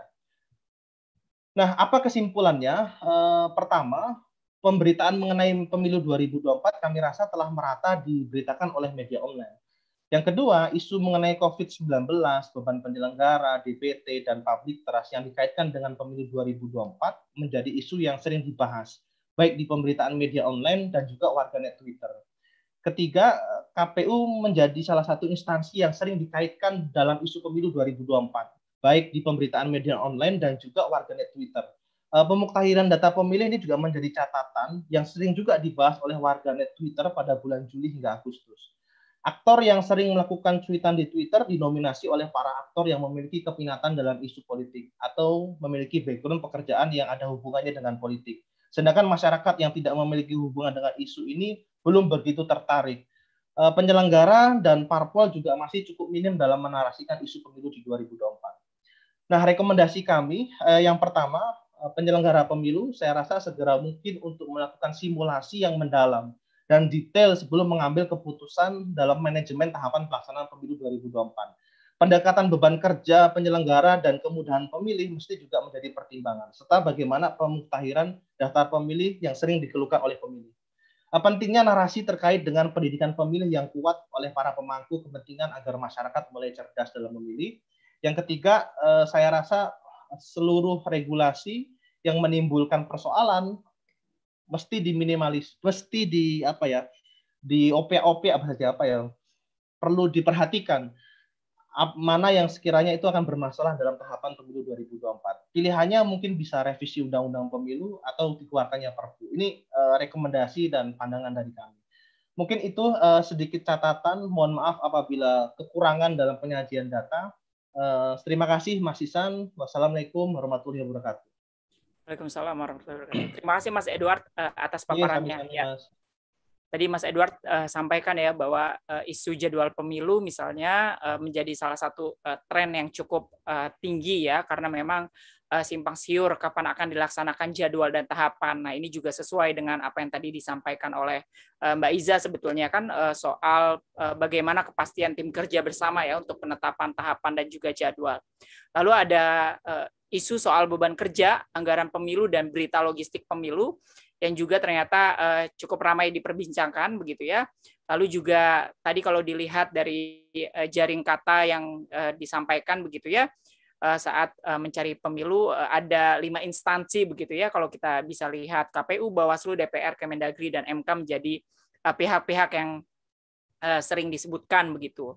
Lalu juga tadi Mas Edward menyampaikan bahwa ternyata ada isu 3 periode dalam konteks pemilu 2024. Lalu juga tadi disampaikan terkait dengan persebaran isu pemilu 2024 sebetulnya memang sudah menjadi isu nasional begitu ya. Namun memang sebagian besar isunya masih terfokus di Pulau Jawa begitu. Nah, baiklah Bapak Ibu sekalian, 3 narasumber kita sudah memaparkan paparannya. Saya akan masuk kepada sesi selanjutnya yaitu sesi tanya jawab. Bapak Ibu, kalau saya lihat sudah ada beberapa pertanyaan serta pernyataan ya yang disampaikan di kolom chat Zoom gitu ya, terkait dengan paparan yang disampaikan oleh narasumber. Nah, yang pertama ini saya akan coba bacakan satu persatu ya, karena silakan kalau ada yang mau menyampaikan secara langsung bisa raise hand, nanti saya akan persilahkan. Nah, yang pertama dari Bawaslu Kabupaten Kepulauan Sitaro. LSM pegiat, ini sepertinya pernyataan ya, nanti mungkin juga bisa ditanggapi oleh narasumber. LSM pegiat pemilu dan pemantau pemilu punya peran penting dalam proses seleksi KPU atau Bawaslu. Karenanya integritas independensi personal di dalam menjadi penting. Saya punya pengalaman terkait peranan. Maaf, mungkin lebih ke personal pemantau pemilu di daerah yang memasukkan surat tanggapan tentang saya yang sedang ikut seleksi KPU Kabupaten untuk periode kedua. Padahal pemantau tersebut tidak memantau penyelenggaraan pilkada di daerah kami, tapi memberi tanggapan yang pada pokoknya copy paste dari permohonan pemohon PHPU di MK yang ditolak oleh MK. Ternyata materi tanggapan bersumber dari pihak tertentu yang sangat subjektif dan tendensius seperti adanya praktik penunggangan atau penyalahgunaan lembaga pemantau oleh personal pegiat. Oke, terima kasih atas pernyataannya. Lalu yang kedua, ada pertanyaan dari Pak Idrus Kota Palu. Ini spesifik ditujukan kepada Mas Beni, tetapi juga mungkin nanti bisa direspon oleh narasumber yang lain. Buat Pak Beni Puskapol UI, apakah riset latar belakang pendidikan para komisioner berkorelasi atas kinerja selama menjabat? Kemudian, waktu riset dilakukan setelah selesai masa jabatan komisioner. Pertanyaan ini penting agar hasil riset dan data akurat, karena faktanya dalam kerja pemilu banyak kerja teknis dan terkait dengan disiplin eksakta. Wassalam katanya. Nah, lalu ada juga pertanyaan dari Pak Irwan Toli-Toli. Saya Irwan dari Kabupaten Sulteng. Ada beberapa pengalaman. Ini mungkin ya tanggapan ya. Ada beberapa pengalaman dalam tahap seleksi. Kami masih menemukan tidak objektifnya tim sel dalam melakukan seleksi Bawaslu. Tidak adanya klarifikasi atas aduan atau tanggapan masyarakat. Untuk itu saya berharap ke depan tim sel Bawaslu Kabupaten atau Kota benar-benar berkualitas supaya bisa melahirkan penyelenggara yang berkualitas pula. Nah, ini pengalaman pribadi beliau begitu ya. Nah, selanjutnya juga ini ada pertanyaan yang masuk yang mungkin juga bisa direspon oleh seluruh narasumber. Apa yang perlu diantisipasi oleh stakeholders ya, baik itu KPU, Bawaslu, Kemendagri begitu ya, terkait dengan pemilu 2024 dalam waktu dekat begitu. Tadi sudah ada muncul beberapa saran sebetulnya ya, seperti segera menetapkan jadwal dan tahapan pemilu 2024. Baiklah, ini pernyataan serta pertanyaan ataupun tanggapan yang masuk. Pertama saya akan persilahkan kepada Mas Beni karena beberapa mention langsung nama Mas Beni. Mas Beni, silakan Mas Beni. Baik Mas Iksan, tadi yang dibacakan sama Mas Iksan ada cuma satu ya yang mention saya yang terkait latar belakang ya. Iya. Ya, oke. Saya izin tampilkan satu ini ya, satu PPT lain ya Mas Iksan ya. Bentar.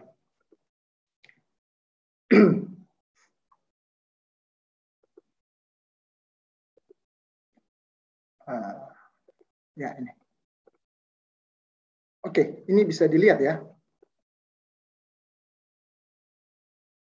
Oke, bisa terlihat ya Mas Iksan dan peserta yang lain? Ya, terlihat Mas Beni. Saya, oke. Mohon maaf, saya hanya bisa tampilkan KPU. Kenapa? Riset ini memang kerjasama dengan KPU waktu itu dan kami berkesempatan untuk membuka semua dokumen selama proses seleksi, mengumpulkan data-data peserta, tentunya dengan menjaga kerahasiaan ini data-data peserta ya. Sayangnya, lagi-lagi ini tadi kenapa saya berharap kita punya satu sistem yang terintegrasi yang bisa merekam seluruh data peserta itu secara digital sehingga tidak terjadi yang seperti ini. Contohnya saja, ini saya ini tampilan untuk KPU provinsi ya. Dari total 1.802 data yang kami boleh terima, itu memang 26,7% itu tidak menyebutkan kemudian latar belakang pendidikannya apa. Entah itu karena tidak menyebutkan atau kami tidak menemukan dokumen ijazahnya yang diserahkan kepada pihak seleksi ya. Hasilnya memang yang paling tertinggi adalah masih pada S1 sederajat. S1 sederajat. Ini kami tidak menampilkan latar belakang pendidikan, kualifikasi pendidikannya, hanya stratanya. Tapi saya hanya mau kasih gambaran secara umum. Selanjutnya, ini untuk kabupaten kota. Sebenarnya tidak jauh berbeda. Untuk kabupaten kota, ada 32,6% tidak disebutkan dan ada missing sistemnya yang 0,2% ya. Tapi memang masih paling terbanyak itu adalah dari S1 sederajat pesertanya. Ini yang ikut serta ya. Kami belum punya data yang terpilih di akhir memang. Nah, terkait mengenai pertanyaan tadi, saya lupa tadi yang menanyakan itu tentang apakah bagaimana kaitannya. Jelas bahwa proses ini kami lakukan sebelum AMG masing-masing, karena ini pada periode seleksi sepanjang 2018-2019. Apakah kemudian ini punya korelasi dengan dengan kinerja masing-masing KPU ataupun Bawaslu di daerah? Tentu kami tidak bisa menjawab karena tidak pernah melakukan evaluasi secara menyeluruh. Tapi poin pernyataan saya tadi mengenai pentingnya memperhatikan latar belakang pendidikan itu adalah bagaimana tim seleksi tidak hanya mempertimbangkan dari sisi strata bahwa S2 akan lebih baik daripada S1 ataupun S3 lebih baik daripada S2, tapi juga memperhatikan kualifikasi pendidikan dan pengalaman-pengalaman lain yang tentu disertakan ya. Ada bukti-bukti yang ada kolom itu untuk menyertakan misalnya sudah pernah terlibat ini, bagian dari organisasi masyarakat sipil yang concern di isu ini dan lain sebagainya. Apakah kemudian yang berasal misalnya dari rumpun eksakta, rumpun sains teknologi tidak boleh ikut, tidak ada larangan mengenai hal itu. Dan apakah itu tidak dibutuhkan? Saya juga tidak mengatakan demikian. Mereka bisa ikut dan mereka memang bisa bersumbangsi. Dan faktanya memang mengenai kebutuhan teknologi, informasi juga dibutuhkan di dalam tubuh KPU di daerah. Tetapi selain komisioner kan setiap KPU itu didukung oleh tim sekretariat ya, tim sekretariat KPU provinsi maupun tim sekretariat KPUD kabupaten kota. Dan di dalamnya ada bagian teknis yang fokus kepada teknologi informasi dan lain sebagainya. Jadi poin yang saya ingin sampaikan tadi bahwa siapapun bisa untuk ikut serta sepanjang kemudian yang paling penting adalah dia punya pengetahuan tentang isu kepemiluan, entah dia dari rumpun eksakta ataupun dari rumpun sosial humaniora. Walaupun kalau kita lihat dari secara permukaan saja, kita lihat pada permukaan, tentu mereka yang belajar di rumpun sosial humaniora kemungkinan terpapar pada isu pemilu, isu politik sepertinya akan lebih besar dibandingkan dengan yang berasal dari kualifikasi pendidikan sains teknologi. Tapi ini saya lagi-lagi saya tidak hitam putih, kembali lagi kepada kemampuan tim sel kemudian untuk mengidentifikasi peserta. Itu mungkin yang berkait dengan pertanyaan itu. Oke, terima kasih Mas Beni atas tanggapannya tanggapan dari pertanyaan yang masuk. Baiklah, mungkin ada tanggapan juga dari narasumber yang lain. Silakan Mbak Iza. Ya, terima kasih Mas Ihsan. Saya sedikit memberikan tanggapan untuk komentar atau pernyataan dan pertanyaan tadi yang di kolom komentar. Saya sebenarnya sepakat sama yang dikatakan Mas Irwan dari Toli-Toli ini tadi ya. Saya sempat baca di komentar bahwa seharusnya tim sel baik itu di tingkat kabupaten, kota, daerah ataupun nasional itu harus integritas seperti itu untuk melahirkan anggota KPU ataupun Bawaslu yang berintegritas. Nah, tetapi ternyata di daerah juga masih ditemukan hal-hal yang sifatnya tim sel sendiri tidak netral seperti itu, sehingga menurut saya bahwa apa yang diterapkan untuk seleksi anggota KPU Bawaslu itu juga sebenarnya berlaku bagi tim sel seperti itu, bahwa tim sel harus independen, harus berintegritas, memiliki modal keilmuan mengenai pemilu dan sebagainya. Sehingga tidak ada lagi kepentingan seperti itu. Mereka harus istilahnya kayak begawan pemilu seperti itu di daerahnya masing-masing, sehingga tidak ada lagi titipan-titipan kepentingan dan lain sebagainya. Kemudian bagaimana kalau kita melihat putusan DKPP ya pada tahun 2020 kemarin, sepanjang tahun 2020 itu DKPP menerima kurang lebih 415 aduan seperti itu terkait kode etik penyelenggara pemilu. Nah, ini kan sebenarnya menjadi catatan bahwa penyelenggara pemilu kita ini masih belum sepenuhnya integritas, belum sepenuhnya profesional, belum sepenuhnya independen seperti itu, bahwa DKPP memberhentikan kalau tidak salah saya 29 gitu ya Mas ya, itu menjadi catatan penting seperti itu. Belum lagi pemberhentian sementara dan sebagainya. Kemudian bagaimana sih kalau kita melihat di persiapan pemilu 2024 nanti kan anggota Bawaslu ataupun KPU ada yang akhir masa jabatannya habis pada tahun 2023 atau 2024 seperti itu, di tengah tahapan krusial pemilu ataupun pilkada. Nah, ini sebenarnya yang perlu diperhatikan itu adalah pada saat seleksi bagaimana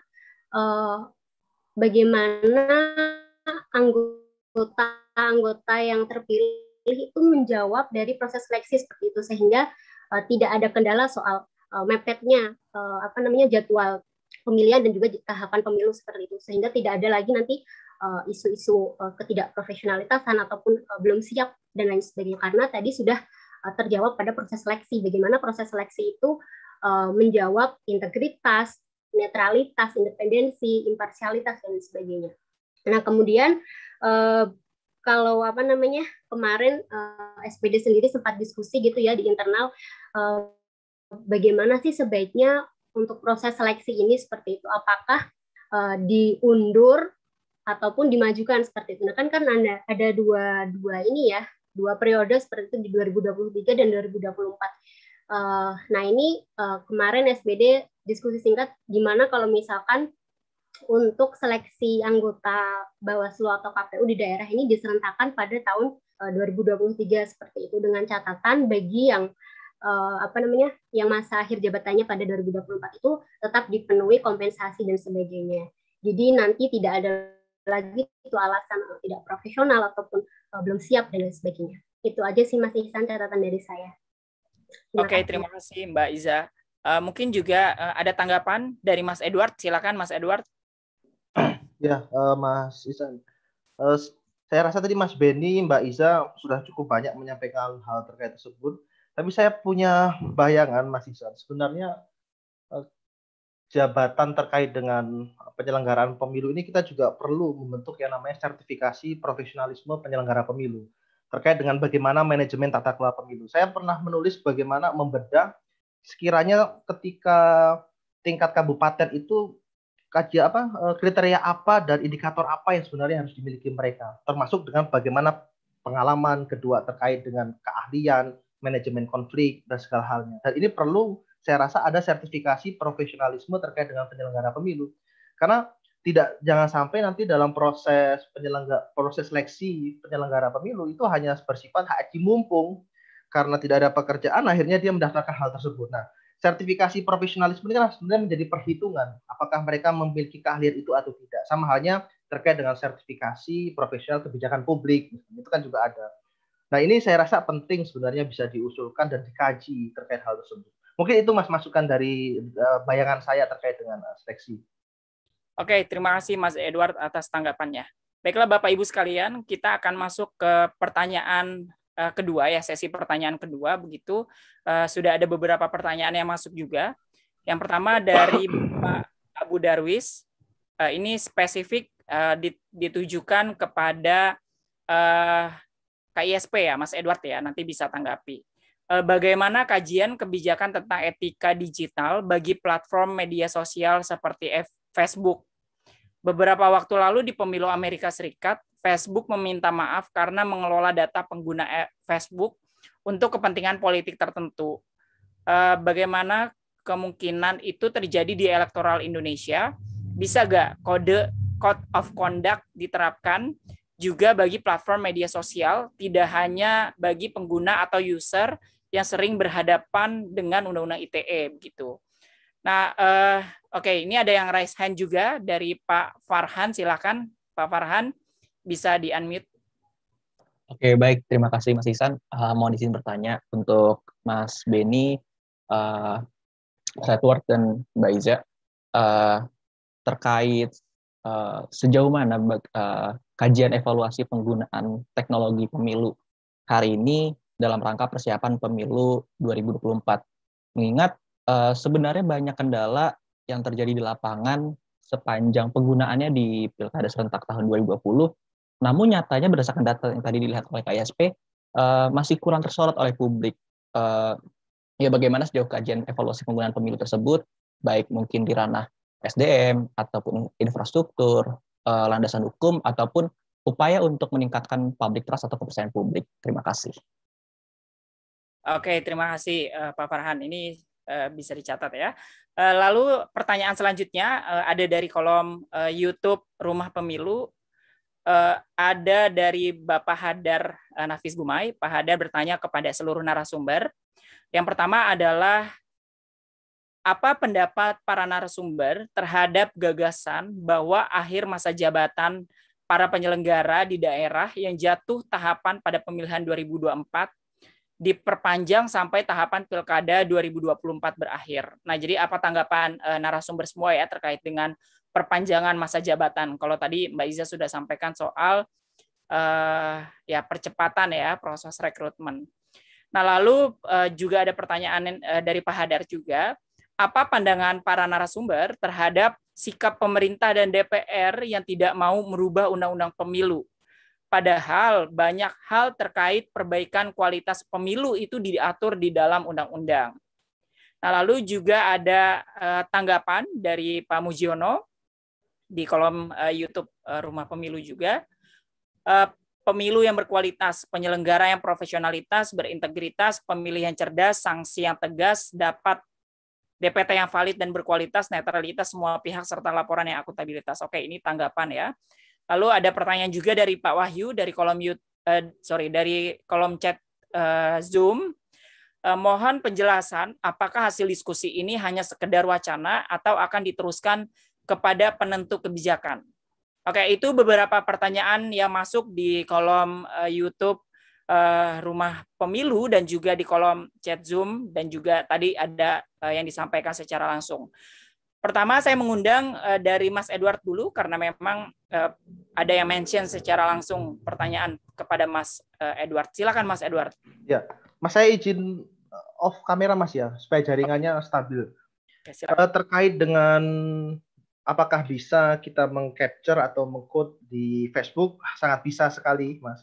Di Pilkada 2020 pemantauan kita itu bagaimana memantau di tahapan kampanye. Terkhusus kita melihat percakapan-percakapan apa yang terjadi di Pilkada 2020 di 3 kabupaten di DIY. Karena lokus kita ada di DIY. Cuma memang terjadi permasalahannya. Apa yang membedakan Facebook dan Twitter? Begini, kalau Twitter kita tinggal ketik keywordnya saja, kita sudah tahu mana akun-akun yang membahas hal tersebut. Sedangkan di Facebook kita belum menemukan bagaimana cara mengquote-nya. Ketika narasi keyword itu diketik, apakah kita bisa melihat akun-akunnya? Nah, di 2020 caranya kita masuk ke dalam grup-grup Facebook teman-teman yang sedang berkontestasi. Kita masuk ke grup-grup para tim relawan, kita masuk ke sana dan kita mencoba mengcoding apa yang sedang diperbincangkan mereka. Nah, dari pantauan kita itu kita mencoba memberikan suatu kajian. Kita perlu sebenarnya membentuk standar etik karena pembahasan di media sosial kalau kita amati dia tidak hanya menggiring hoax tapi juga memprovokasi untuk terjadinya perkelahian, pertikaian dan sebagainya. Itu juga terjadi kemarin di Bantul. Ada narasi-narasi terkait dengan provokasi dan pada akhirnya juga terjadi kekerasan di Kabupaten Bantul. Itu juga kita temukan di sana. Nah, saya rasa kita juga perlu kajian atau kita punya standar etik baik itu KPU dan Bawaslu dan juga partai politik, bagaimana kita untuk menarasikan atau melakukan tweet atau membentuk semacam status di Facebook terkait dengan pemilu di 2024. Dan terkait dengan bagaimana kesiapan dengan penggunaan teknologi. Kalau saya berkaca di Pilkada 2020 kemarin, ketika aplikasi Sirekap ya, kita menemukan banyak sekali, hampir 100-an lebih TPS yang dia juga tidak bisa membuka aplikasi tersebut karena faktor jaringan lah, down lah jaringannya, websitenya tidak bisa dibuka dan segalanya. Itu juga menjadi tantangan ketika kita berpikir ke arah teknologi. Tapi saya rasa perlu. Dan juga infrastruktur hukumnya. Ini juga dipersiapkan matang-matang, tidak hanya bisa dalam waktu cepat. Dan yang paling penting adalah public trust dari masyarakat.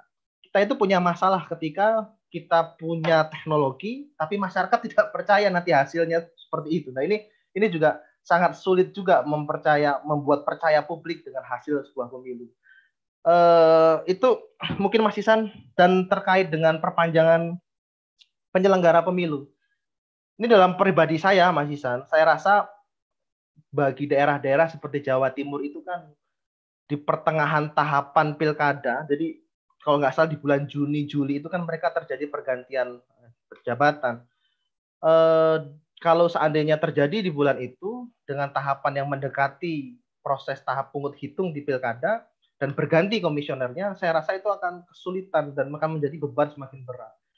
Kok saya berpikirnya harus ada kompensasi itu diundur bagi daerah, bagi penyelenggara yang dia mendekati tahapan di pungut hitung di pemilu 2024. Itu Mas Ihsan dari saya. Oke, terima kasih Mas Edward atas tanggapannya. Baiklah, selanjutnya mungkin juga bisa menjawab pertanyaan Mbak Iza. Silakan Mbak Iza. Iya, terima kasih Mas Ihsan. Terima kasih juga untuk peserta yang sudah bertanya. Tadi soal pertama mungkin ini ya, perpanjangan masa jabatan untuk anggota KPU atau Bawaslu daerah tadi sudah saya singgung sebelumnya bahwa kalau SPD sendiri memberikan alternatif pilihan seperti itu untuk mempercepat masa jabatan, terutama yang di 2024 untuk dimajukan ke 2023. Tetapi dengan catatan pemenuhan kompensasi seperti itu ya.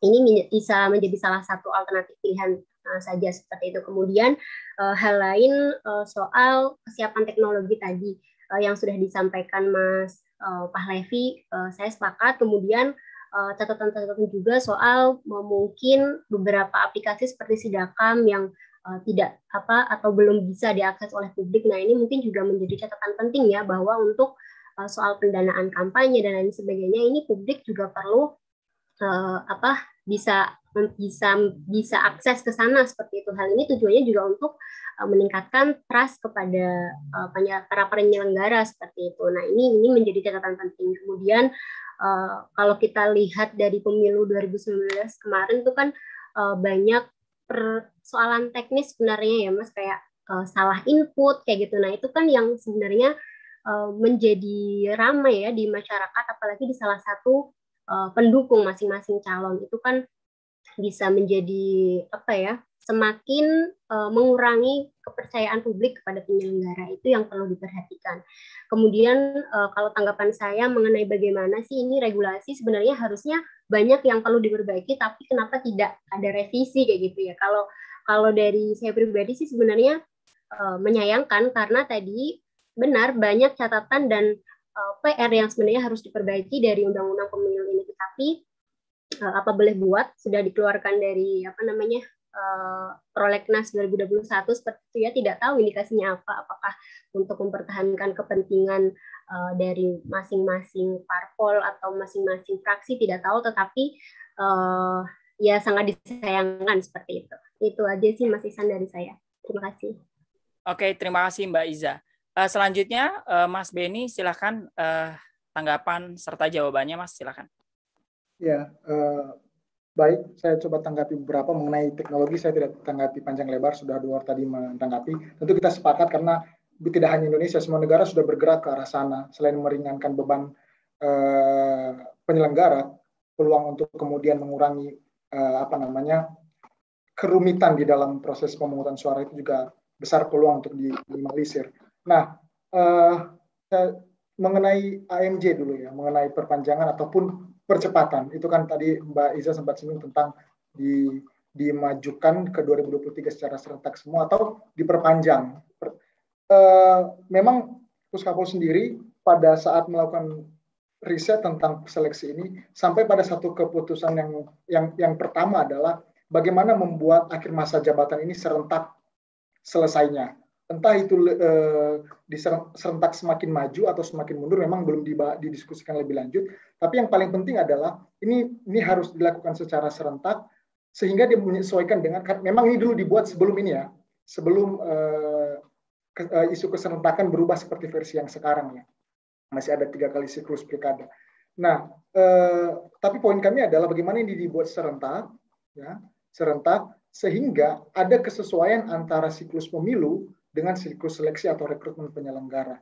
Jika memang harus lebih dimajukan, maka kompensasi atas yang menjadi hak daripada penyelenggara terpilih itu harus dipenuhi seperti yang di-mention oleh Mbak Iza. Dan apabila harus diperpanjang, tentu ketentuan-ketentuan lain juga perlu dipertimbangkan. Bagaimana mendesain satu regulasi mengenai perpanjangan masa jabatan penyelenggara pemilu. Tapi intinya dari Puskapolri mempropos bahwa ini harus siklus ini harus sinkron dan harus dan akhir masa jabatan ada baiknya serentak ya. Masa berakhirnya serentak.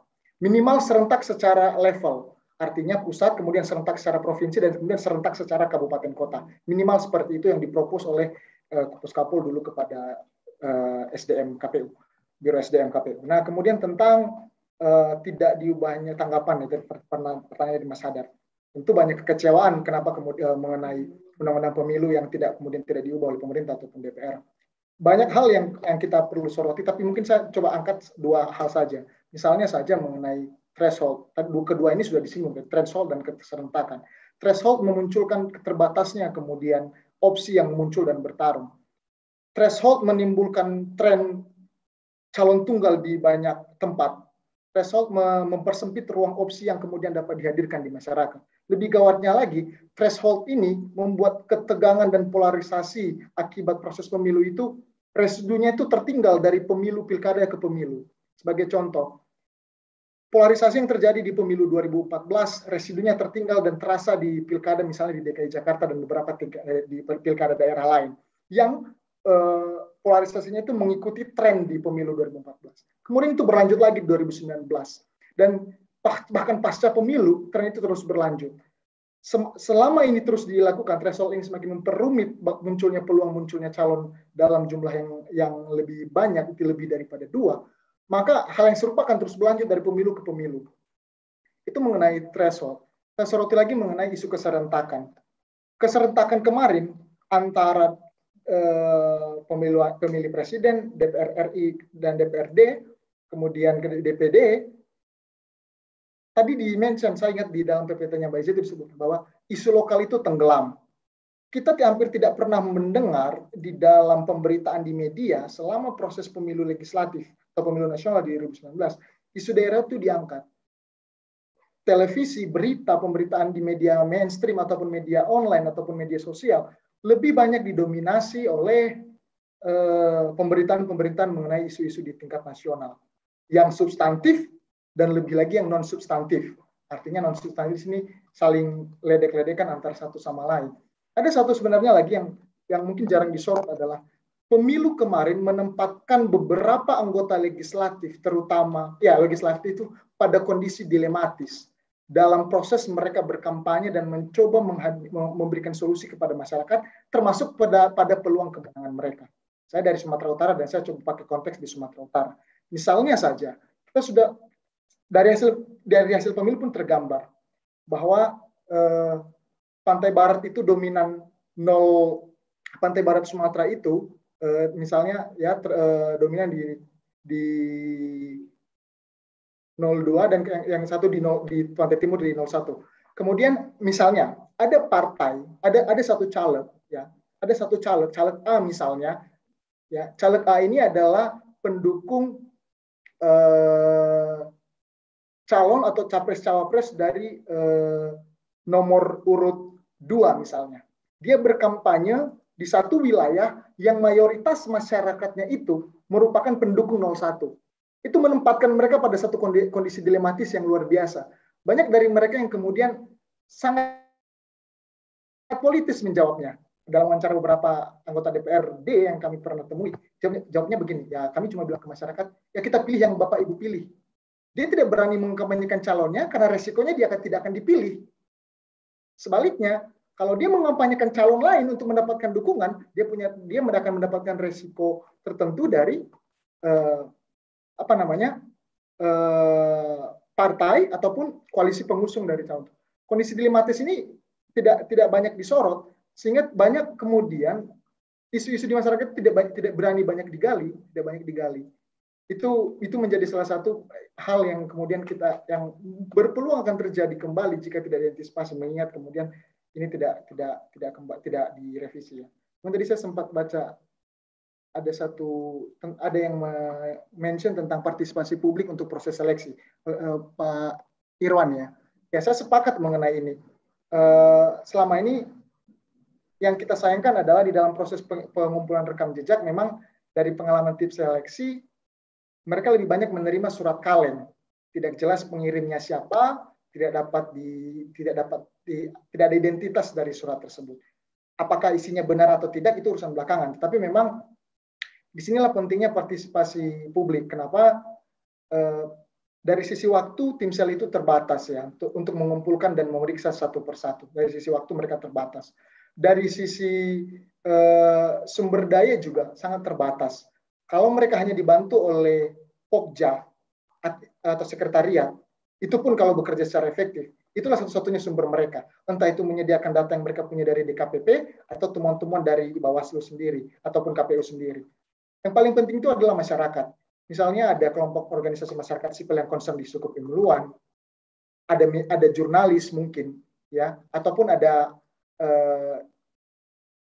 sivitas akademik atau lingkungan kampus yang boleh kemudian memperhatikan secara baik semua calon-calon yang ikut di dalam seleksi. Maka keterbukaan informasi terkait proses seleksi ini harus betul-betul dimaksimalkan. Artinya perlu diperluas sebenarnya kanal-kanal menyampaikan hasil informasi dari masing-masing seleksi. Hasil dari masing-masing seleksi. Tidak hanya kemudian misalnya ditempelkan di KPU atau hanya bisa diakses di website. Itu pun website KPU di daerah itu tidak semuanya bisa diakses dengan baik ya. Bisa misalnya hasil ini bisa disebarluaskan melalui media lokal atau media online lokal dan lain sebagainya. Itu poin saya mungkin Mas Ihsan.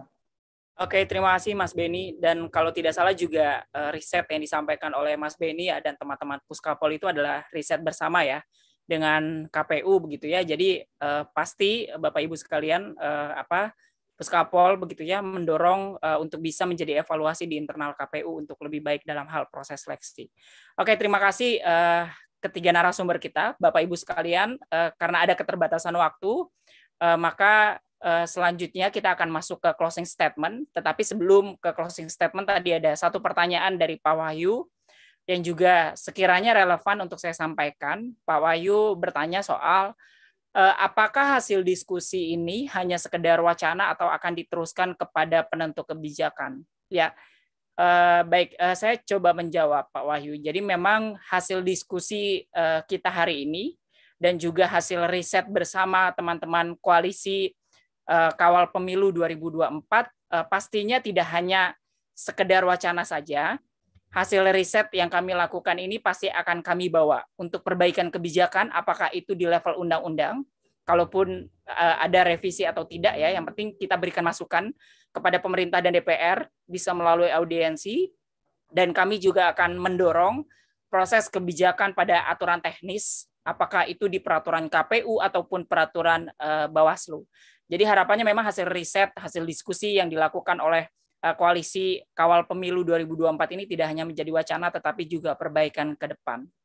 Baiklah Bapak Ibu sekalian, kita akan masuk ke closing statement. Yang pertama saya akan mengundang Mbak Iza, peneliti dari SPD. Silakan Mbak Iza closing statement-nya.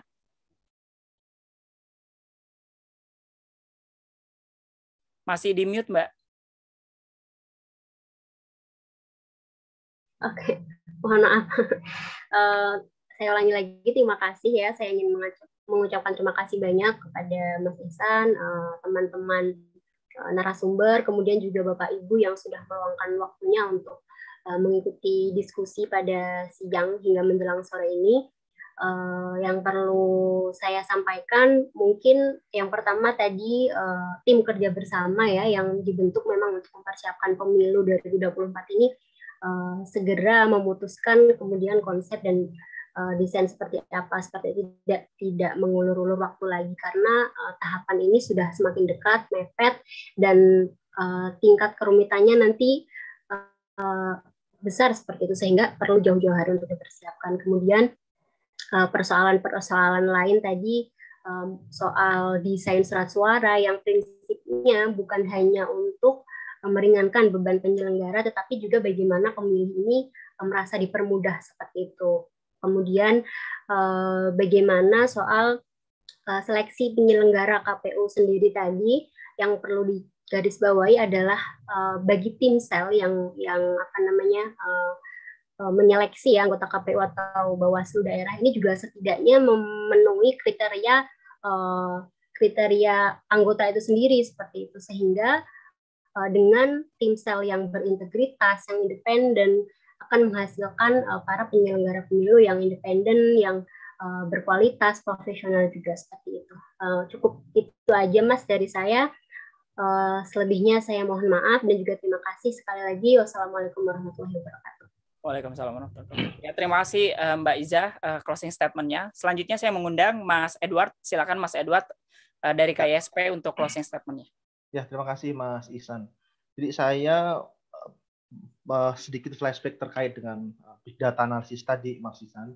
Kalau kita baca di analisis tersebut, kita bisa melihat sesungguhnya ada tidak kepercayaan publik dan juga ada beberapa pemberitaan berita yang itu kita sering temui terkait dengan permasalahan DPT misalnya. Dan kedua terkait dengan bagaimana KPU dan Bawaslu masih kurang dalam memberikan narasi-narasi terkait dengan tantangan pemilu 2024 atau terkait dengan pemilu 2024. Ini juga menjadi catatan sebenarnya, respon ini juga perlu direspon bagi pemangku kepentingan untuk bagaimana juga bisa menjawab permasalahan-permasalahan dan ketidakpercayaan publik tadi dengan cara bagaimana mensimulasikan tahapan pemilu nanti sedetail mungkin. Yang kedua, terkait dengan proses seleksi penyelenggara pemilu. Saya rasa kita sudah perlu berpikir bagaimana pekerjaan penyelenggara pemilu ini bukan pekerjaan main-main, tapi kita juga menganggap bahwa ini adalah pekerjaan yang benar-benar profesional. Maka kita perlu sebenarnya menyusun standarisasi profesional penyelenggara pemilu. Ini saya rasa penting karena manajerial tata kelola pemilu itu kan tidak bisa dalam waktu cepat kita paham. Harus ada step-stepnya. Nah, saya pernah nulis dan ini dipublikasikan di Jurnal DKI Jakarta. Ada beberapa step level. Misalnya level 1 untuk penyelenggara tingkat kabupaten kota.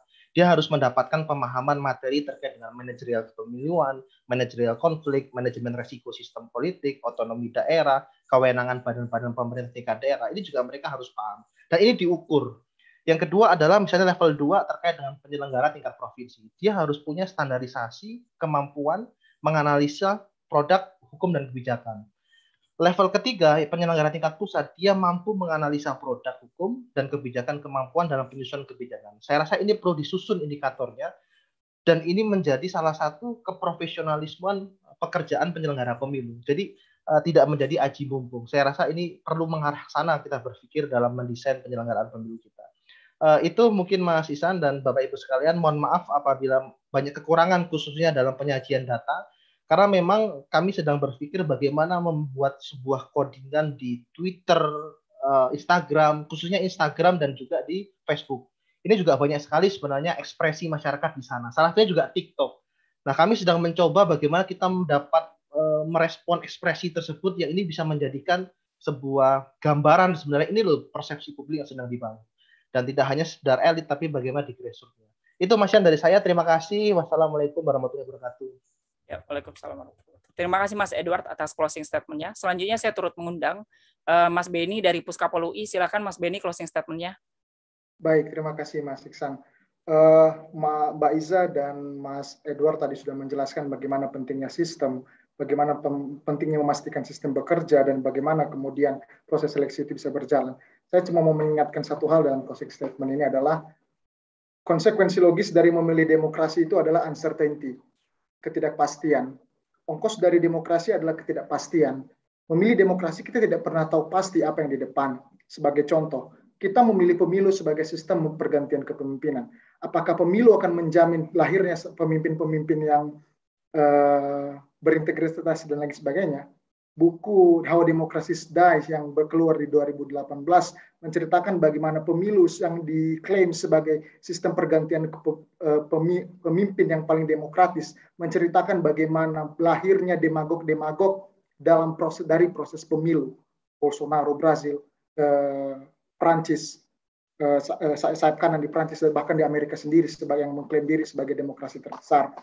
Maka apa yang kita kerjakan hari ini adalah upaya kita untuk reduce uncertainty, mengurangi ketidakpastian itu tadi. Kerja-kerja kita, baik kita organisasi masyarakat sipil, kampus, rekan-rekan penyelenggara, dan semua yang terlibat, kita benar menuntut pemerintah ataupun stakeholders di atas.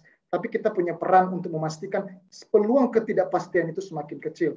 Peluang ketidakpastian bahwa pemilu akan menghasilkan pemimpin yang demagog itu semakin kecil. Peluang dari lahirnya penyelenggara pemilu yang tidak berintegritas itu semakin kecil, dan diskusi-diskusi semacam ini adalah awal dari kemudian melakukan tindakan-tindakan yang lebih besar. Mungkin itu dari saya, Mas Ihsan. Terima kasih. Oke, terima kasih Mas Beni atas closing statement-nya. Baiklah, terima kasih sebelumnya saya ucapkan kepada ketiga narasumber kita, dan Mbak Iza, Mas Edward, dan Mas Beni atas paparan dan materinya begitu ya. Dan juga saya ingin ucapkan terima kasih kepada Bapak Ibu sekalian, baik yang mengikuti diskusi kami dari awal sampai dengan akhir di room Zoom maupun di YouTube Rumah Pemilu. Kami ucapkan terima kasih. Bapak Ibu sekalian, diskusi yang diinisiasi oleh Koalisi Masyarakat Sipil Kawal Pemilu 2024 hari ini adalah diskusi awal pembuka dan bukan diskusi terakhir. Jadi kami berharap Bapak Ibu sekalian juga masih bisa berkenan untuk bisa ikut terus bergabung dalam diskusi yang kami selenggarakan selanjutnya. Kurang lebihnya saya mohon maaf. Wassalamualaikum warahmatullahi wabarakatuh. Selamat siang.